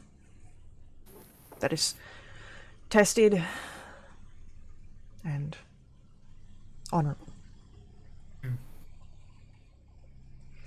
I just need to say that this seems like a terrible idea. Nothing But I can't here tell you is not to do it. ideal. This seems terrible. I likewise think you should stand your ground here rather than outside the village. I am not in command. Rhubarb Oh. respects their decisions to go out and defend their people and their village.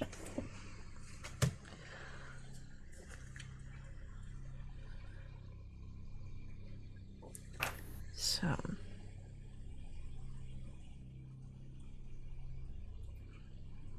As this is happening, just gotta check something real quick.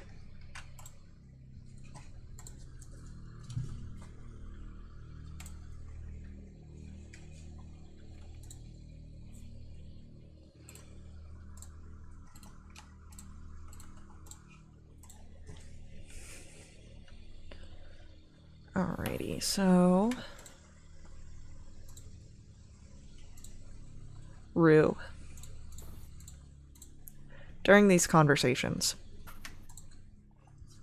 something strikes you. Becklin is keeping something hidden. She's not... It's...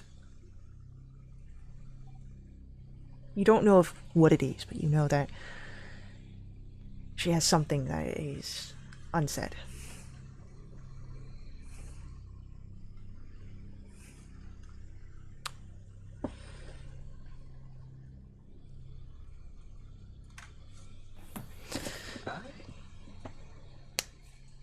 I'm gonna use message to whisper in her ear and ask if there's something else she'd like to tell us. As you send this message, Maybe Insulamnic too.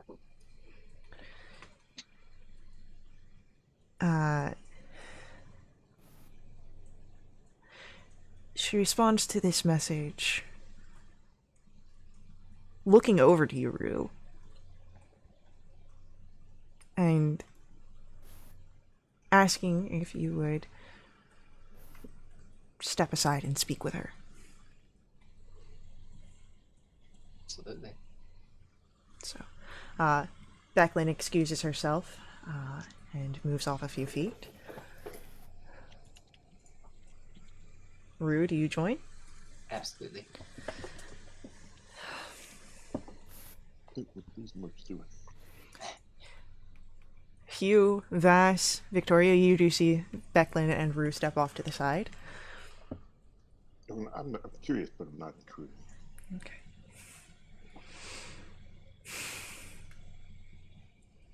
You see Rue as Becklin looks back over to those that are left and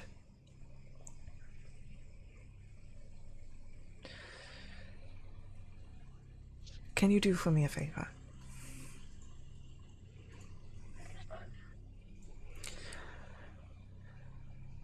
There is, within Thornwall Keep, beneath my bed, a wooden box. Fetch the box and give it to Derek when he safely escapes the town.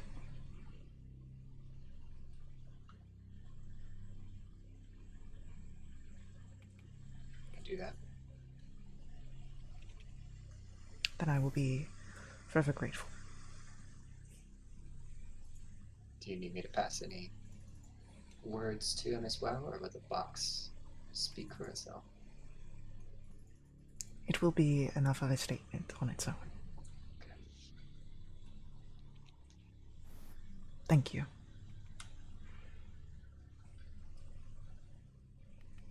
Fight honorably. Defend your town.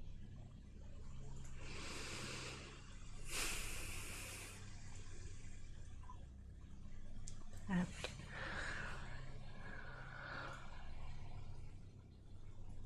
it is with this request that it seems that Becklin is relieved of that tension that she was holding in that conversation. The worry. Is able to be ready to head out with Cudgel.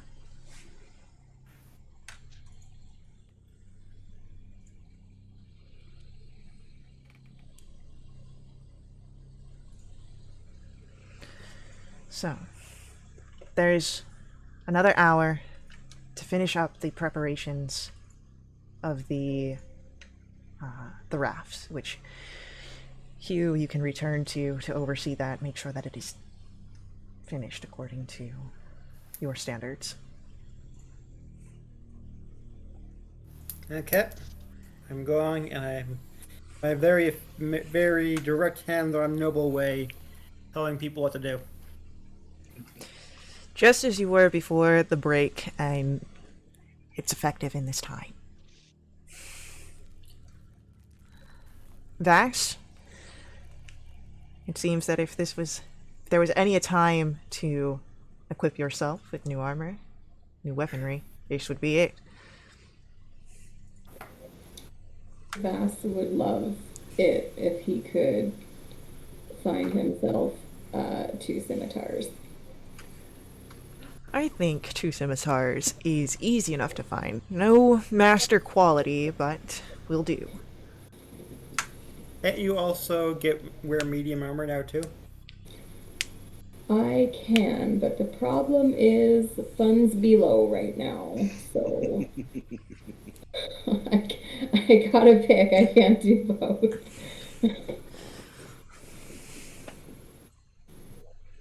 You can't loot the town. It would just be me.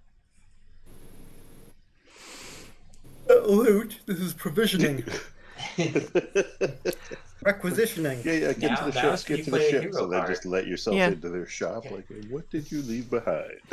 What Excuse ma- me, I'm the savior of this town, so if you could kindly just give me some stuff, that would be great. The difference between heroes and villains is what they do for the town, not what the town does for them. So, Ask not what I can do for you. Ask what you can do for me. For me. Rue, Victoria, do you do anything during this time? I'm gonna wait at that near the gate where that kind of message, whatever, was set up.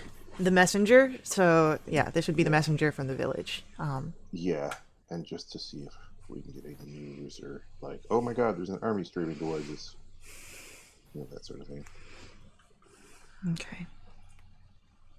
Like, And I need to maybe go find this I don't know box. what's Derek doing.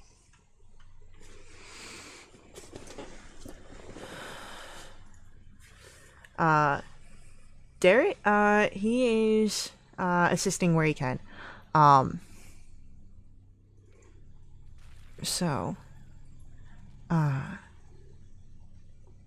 So he's helping out with Hugh, and as you all, Rue, you'd be making your way over.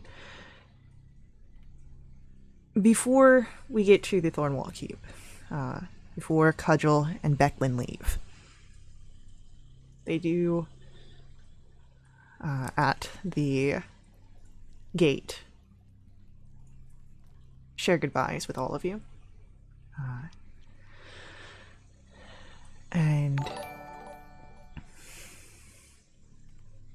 there is a moment where Becklin, you see a formal goodbye to Darrett. Brief. And when she comes to you all, Ispin was right to call you friends. I'm glad I've had the chance to do the same.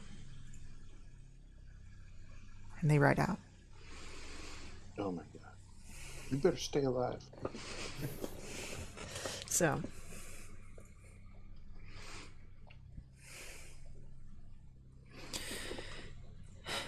Rue, do you tell your companions of Becklin's request?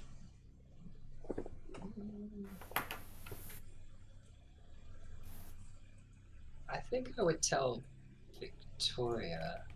Okay. I don't know about that devil person. Okay, do you think you need help retrieving this box? I mean, I don't know. I could probably find it on my own. Did you say give it to Darrett when she leaves or when we leave on the boats? When he's safe. He safely escapes the town. Oh, So I feel like we need to make sure that Vass and you are still getting those boats so we can get out of here safely. But if you want to help me. I would say, maybe if we just get the box to the boats, then we're good. I would say by the time that this conversation would have been happening, boats are already taken care of. Right. Yeah. So, Hugh and Vash would be available to assist with the box. Oh, in that case. Yeah, I would tell them. I just didn't want to distract them from their duties. Yeah. All right, let's go find the box and load it up. Then we don't have to worry about it until later.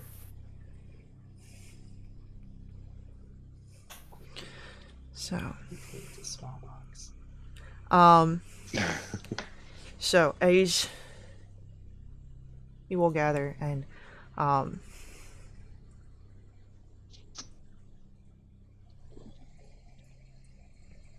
go ahead as you guys make your way to the Thornwall Keep.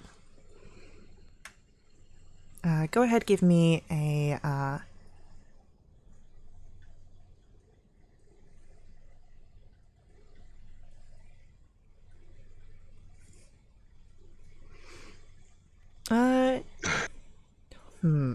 let me actually think about this. Yeah, no. As you guys are heading to Thornwall Keep, you don't have to roll a perception check. That's You- even more suspicious.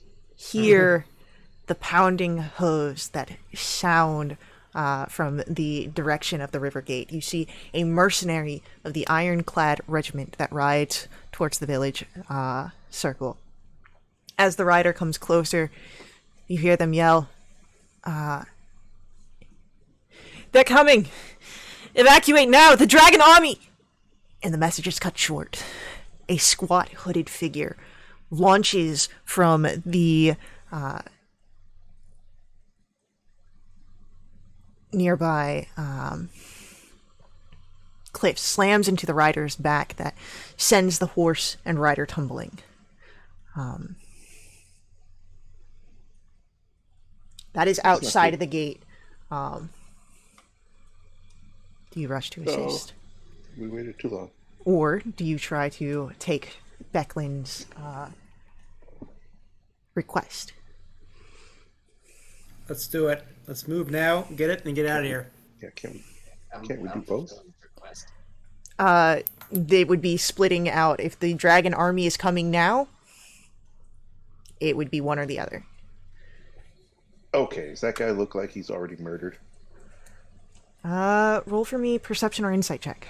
I mean, they're both okay. All right. Perception's a little wow. Oh, wow. Hard to say for sure. The figure has not gotten up from the ground, and the squat attacker seems to be without any sort of shock. Okay. There could be He's very little lost. hope. He's lost. We have to move. All right. as you make your way into the keep very quickly, go ahead, roll for me investigation checks as you hurry up to the third floor that you know is Beckland's. How does Bass know where Beckland's bedroom is? Just Oh, fascinating. Because Derek told you all. Rue, you're just very concerned that Vass knows where Beckland's bedroom is, even though you had the same exact knowledge. But because Who Beckland knows exactly how he knows where Beckland's bed is. because you all know that it's under Beckland's bed, you are able to grab it is a 70-pound box. It's not Jesus. large, Wow. but it is heavy. Here, Derek. Have a couple bars of lead. All right, who has the best carry available? You In case see need to that, throw yourself overboard. yeah, you see that the sturdy wooden box, it bears no markings other than the simple kingfisher emblem on the lid. Okay. If someone splits it with me, like if someone splits carrying it between us, then I won't be encumbered. Yeah, it's easily carried between two figures. All right. I assume I'm the beefier of the remaining people, so I grab the other end.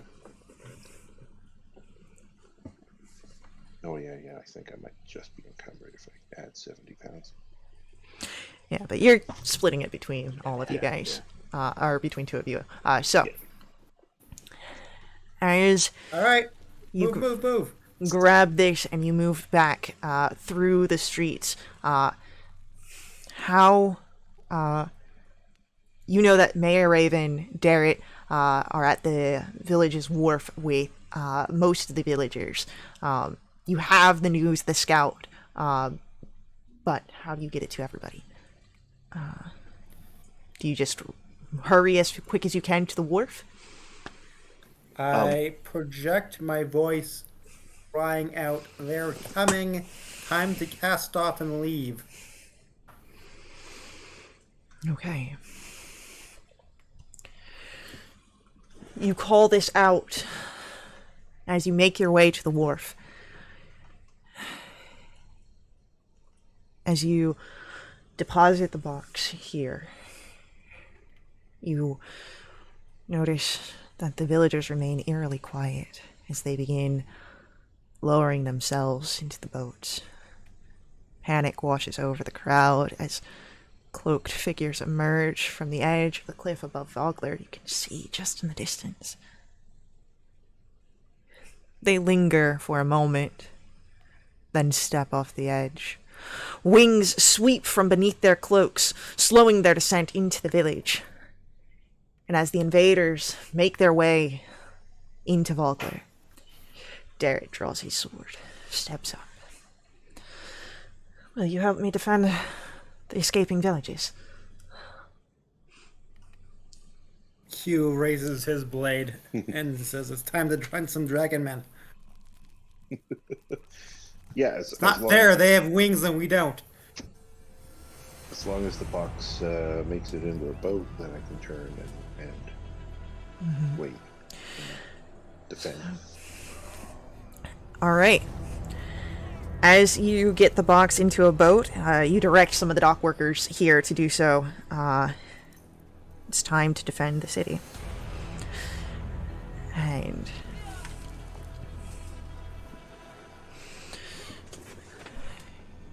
as you are... Now, you don't have all the villagers here. There are some that you still need to...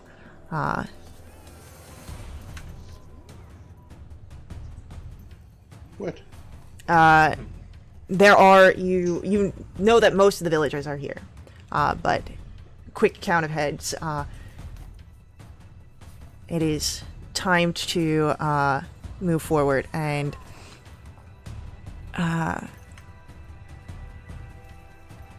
you see in the distance a family of 4 separated from the evacuees as they are fleeing those that aren't at the wharf coming towards you.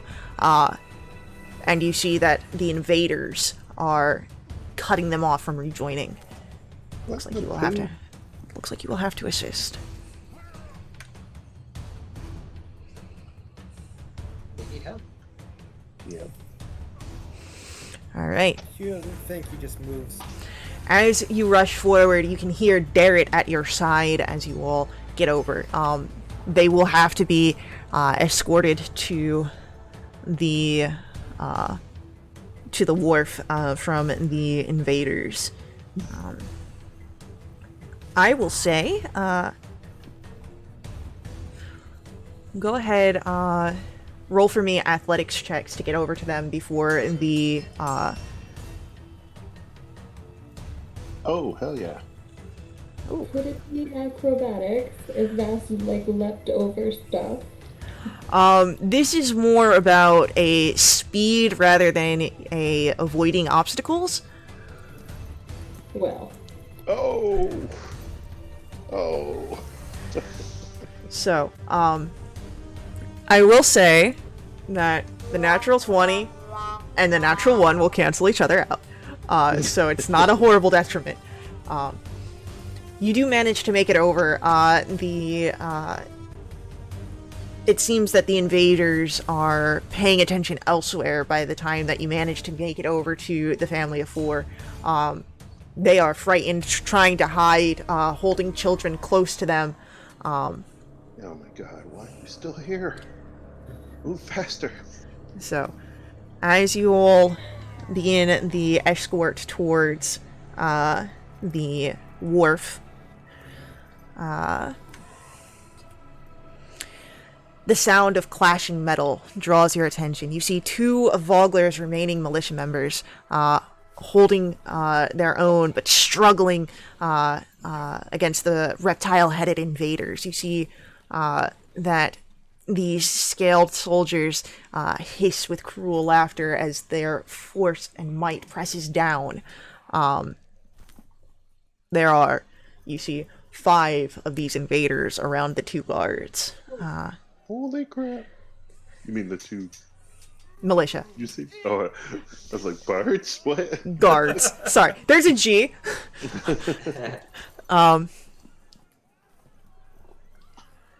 I will say,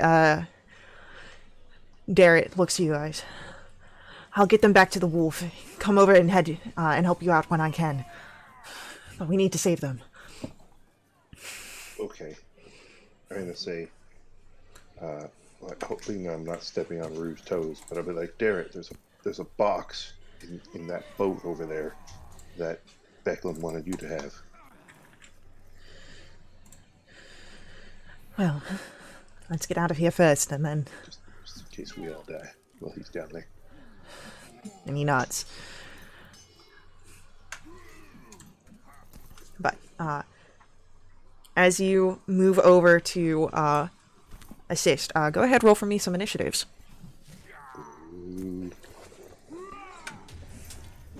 Oh my god. Come in last. Oh, I came in under Vaz. Alright, so... It'll be... Rue. It'll be... Our... Invaders. Which are familiar to you. You have fought one of these as they had, slaughtered some of the knights before you made it into Vogler. Scum.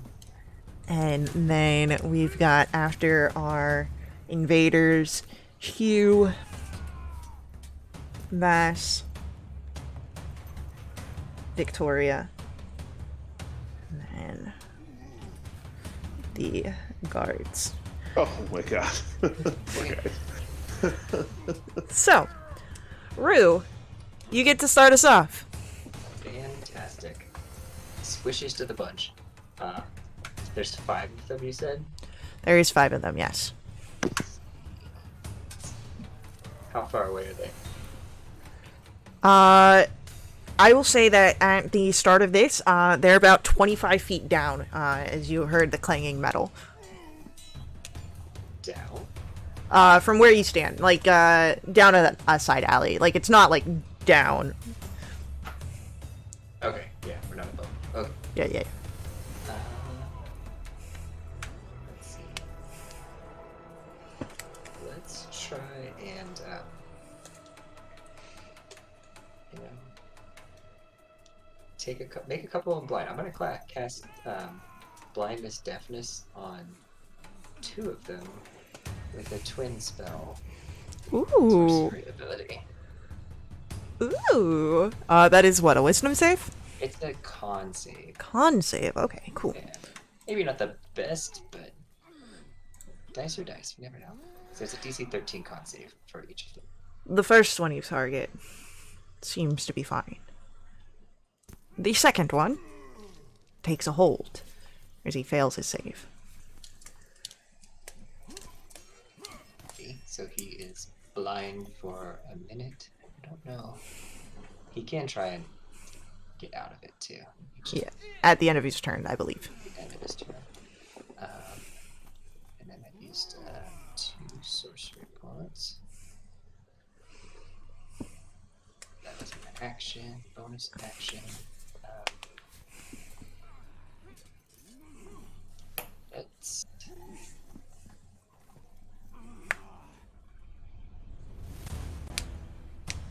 convert a level 1 spell slot back into a sorcery point. Sounds good. As you grab that sorcery point, flexing the magic around you and within you, our invaders growl and are going to push the guards to the ground, or at least attempt to.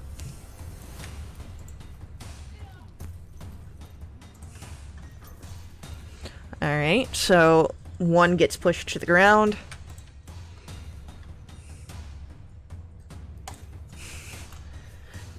The second gets pushed to the ground, so the guards are prone, and the other 3, well, actually the other 2, as one of the other 3 invaders is blind, are going to move over to your group and start that aggression, and they draw forth their short swords.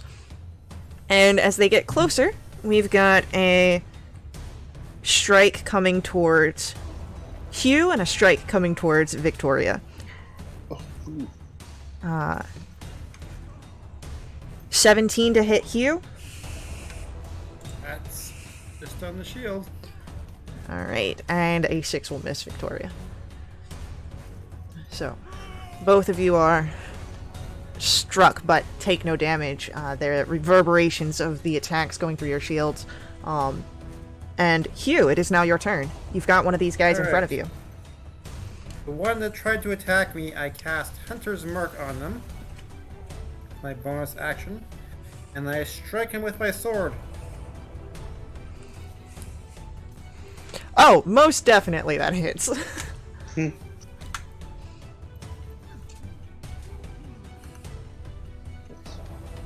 Max damage. Wow. So, how'd that do? As your blade strikes in, it finds a artery as you pull out. There's a gush of blood, and this figure drops down. And that is action, bonus action, and I doubt you really want to move here. And you're in such a great position, Hugh. But it is up to you. I think we're good. Oh, I guess if Victoria's there dealing with one, I can move the flank. You 100% can move in, close that flank, and as you do so... Let's keep the tag team, dream team going. Hell yeah. As you do so, Vash, we come to your turn. Alright, how many of these chunky boys can Vass get in a 15-foot cone? Without friendly fires. You could move past the 2 that walked their way up. Well, the one that remains standing. The other one is a body on the ground now. Where you have the blinded one. But ooh, you've got the guards there. I would say that there's a way to you'd be risking getting in very close, but you could be able to get in and get those without hitting the guards. Okay. Well, Bass is gonna run up and dance and maneuver himself so that he can get a couple of those guys. And he's going to channel his infernal heritage and try some burning hands. Ooh, I love that. That's a dex save, yeah? Yes, DC 13, and I presume the blinded one has to make this save at disadvantage. He does have disadvantage. Is it an auto-fail on dex? Maybe not. Autofill's anything that requires sight. I don't believe this requires sight, but I will give him disadvantage to play into the fact that he cannot see threats around him. Okay. So we've got a natural 1 already. We've got a 3 from our blinded guy. The last dude gets an 8. I love this for them. Whew, and that's... Oh, that's sick damage. Okay, cool. Yeah, they burn, and as they do, they burn like any other figure would. That was going to be my next question. Did they take as much damage as I expected they would take from that? They do seem to take the expected amount of damage. And bonus action, I'll inspire Victoria. Alright. Victoria, as Vash's words reach across the battlefield to you, imbuing you with this inspiration, you stand in a closed flank with Hugh on this figure. What would you like to do? Okay. So using the looted sword, I'm gonna try and slap this guy around with it. The dirty 20. Okay. For 9 damage. Alrighty. I don't know if it's still burning. It still does a D4, yeah. Oh, heck yeah. Get that in there as well. Alright, so 12 total. Okay. It grits its teeth and growls. You can hear that hiss that comes through. How many of these guys are up still? 4 are still up, but they're all okay. damaged at this point. Right, so I'm going to use a bonus action to cast Thunderous Smite. Okay. So that's the next time I hit. The next time you strike. Our militiamen are going to firstly disengage, so that way when they move they don't strike the wrath of these figures, and they back up before they stand to their feet. But that's all they can do this turn. Rue, we come to you. There are 4 that still stand. So we have... they're all still up except for the one. Okay, I'm gonna cast Ray of Sickness at the blinded one and one of the other ones over there. I'm gonna do another twin spell. Okay. So let me just knock off my sorcery points. There we go. So let's do the attack roll first on the blinded one. Okay, you've got advantage. Yep. That is a 22 to hit. Yeah, definitely hits. And that is 11 poison damage. And he needs to, if he's still up, he needs to make a con saving throw. He is not still up. As your ray strikes into him, the figure drops down. Okay. And then for the second one, that is also a 22 to hit. Alright. And this was one of the ones over there as well? Yeah, by where the guards were. Okay. Yeah. Just the one that was probably next to the blinded one, or whatever. I mean, they're both kind of next to them. That's 14 poison damage, and he needs to make a... He's down 2. Oh. So, Rue, you just take down 2 of them, and 2 left still standing.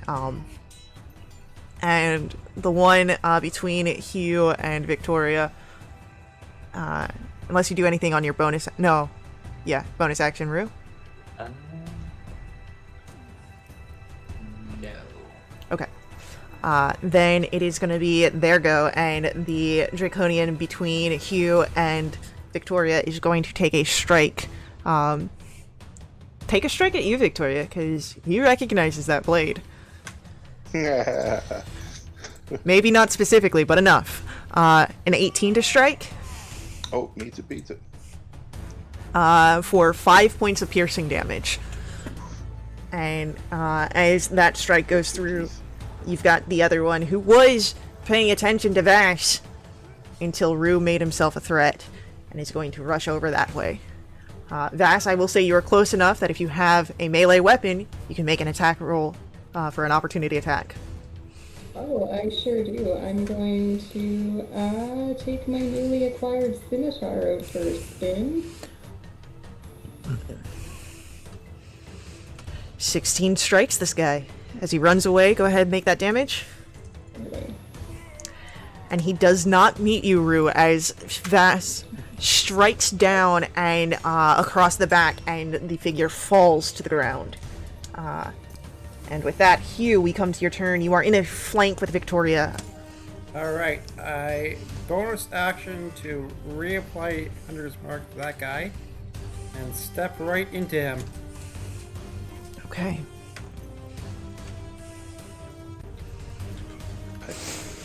I assume the first one hit. Oh, yeah.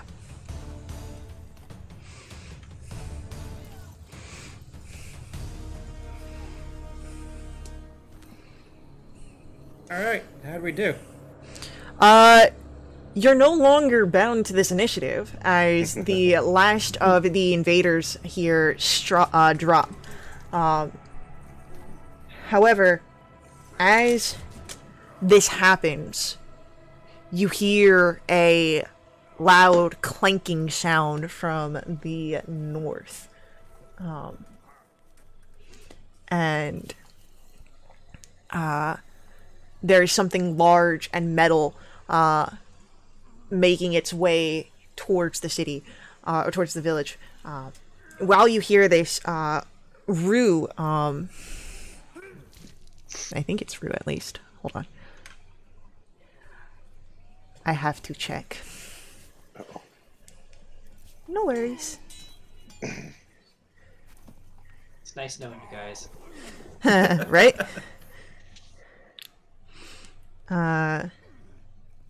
No, actually, it is not Rue. It is Hugh that sees this.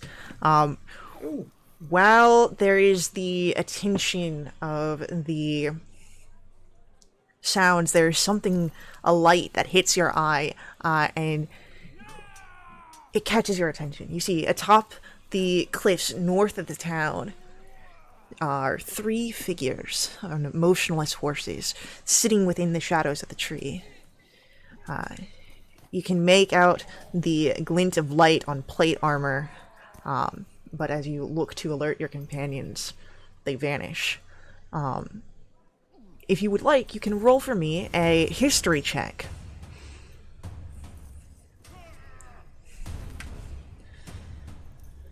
$11. You know that it was a suit of armor, not of the current age, but there's so much going on in this moment, unsure of what it was. And then there is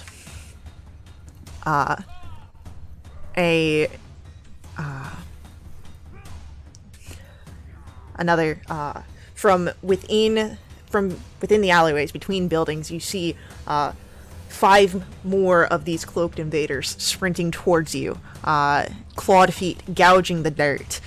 They wave torches, fierce blades, revealing their reptilian heads. And it's at this point that you hear Darrett coming up to your side. Seems like we must prepare for battle. Oh no, Cable, I didn't hear you.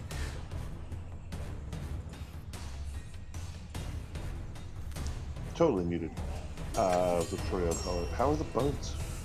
Can we make this a fighting retreat? Yes, people are getting on. So, as It's you... not the people are gone on and leaving. Well, you can assume that that's what it is. There it is looking at, again, you have five warriors coming up to battle you. So we're going to roll another initiative here.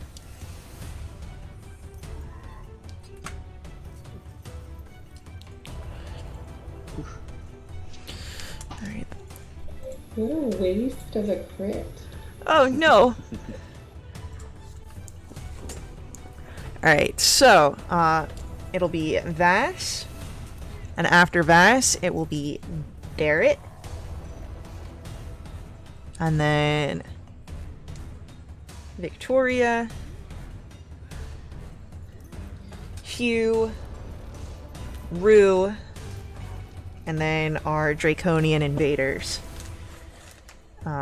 And Vass, you are the first to act here. What would you like to do?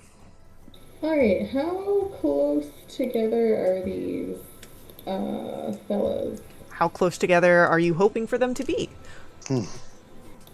Well, I am curious about if they fit in a 10-foot radius sphere. They would fit within a 10-foot radius sphere. I love that. Have them all make con saves, DC 13. We can easily do that. I'm gonna roll it this way. You said it's a DC 13? Yep. 2 of them will succeed. Okay, well, Vass snaps his fingers and they hear a tinkly loud ringing noise as he casts Shatter. Alright, so, with that, it's half on a successful save, yeah? Yeah. Beautiful. So, as the area fills with this crashing arcane sound, it is... anything else upon your turn? Sure. I'll use my last bardic to inspire Hugh. Okay. Hugh has a bardic inspiration. And I'm just going to stay put for now. Are you performing battle music? Alright. Yeah. And then it is going to be our Draconian's go. No, it's Darrett's go. I need to make that T there. Darrett is going to move next to Rue and provide the help action. And Victoria, we come to your turn. Okay. Has it been within a minute of that last round of combat? I would say that it is just under a minute. Okay. I just wanted to spell stat for that. Okay, then let's run up and smack one of these fools. I'll take a 17. Yeah, 17 strikes. Okay. So that's 11 plus 2d6 thunder and 1d4 fire. And then, oh, that's nice.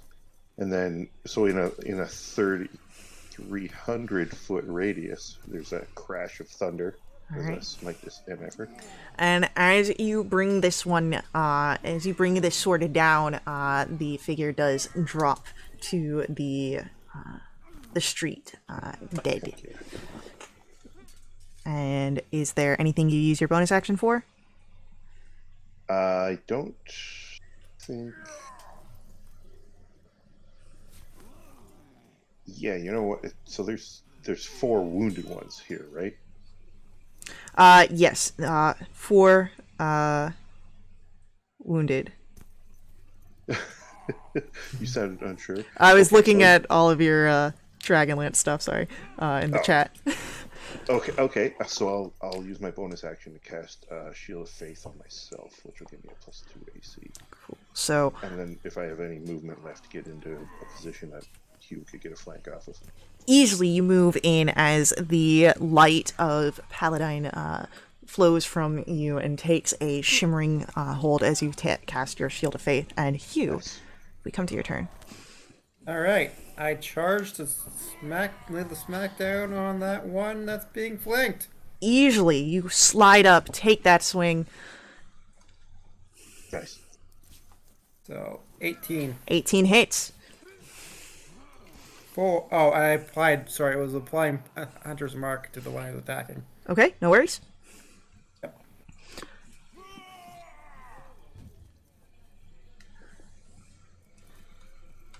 All right. As you slide in and you close that flank, the dream team lives. As you can paint me a picture. All right, I'm employing my backlit Lady Gladriel style, fey, powerful, terrifying visage. I run straight into him and stab him right beneath his armor in the groin, and pulls it back out again, and Okay. leads him bleeding down the ground as he's terrified of me. All right. He is terrified, but only for a few moments longer as life bleeds out from him. And Rue, we come to your turn. There are 3 of them left. Are any of them within 5 feet of one another that I could try and hit to with my sacred flame? All of them. So you have your choice of the 2 out of the 3. Oh man, I'm very indecisive. I'm not picking. I'll roll them then. Let's call down some radiant light of the new and have 2 of them make a DC 13 dexterity save, please. That is a 9 and an 11.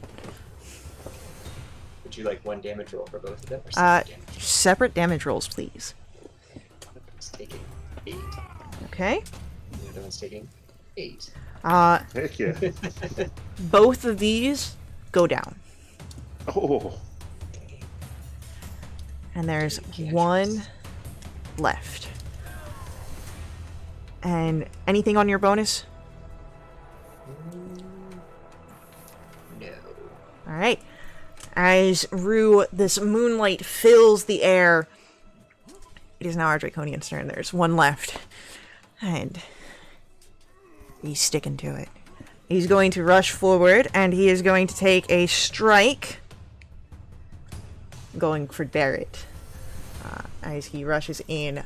It seems that he is aiming for you, Rue, but Darrett stands in the way, takes the hit for you, and the sword comes swinging down. And that will hit. What a Chad. Man. And Darrett is struck for that amount of damage. He still seems fine and in fighting condition as we come back to the top of the round. Vass, there's 1 that is left standing. Alright. Well, I would like for him to make a wisdom DC 13 saving throw.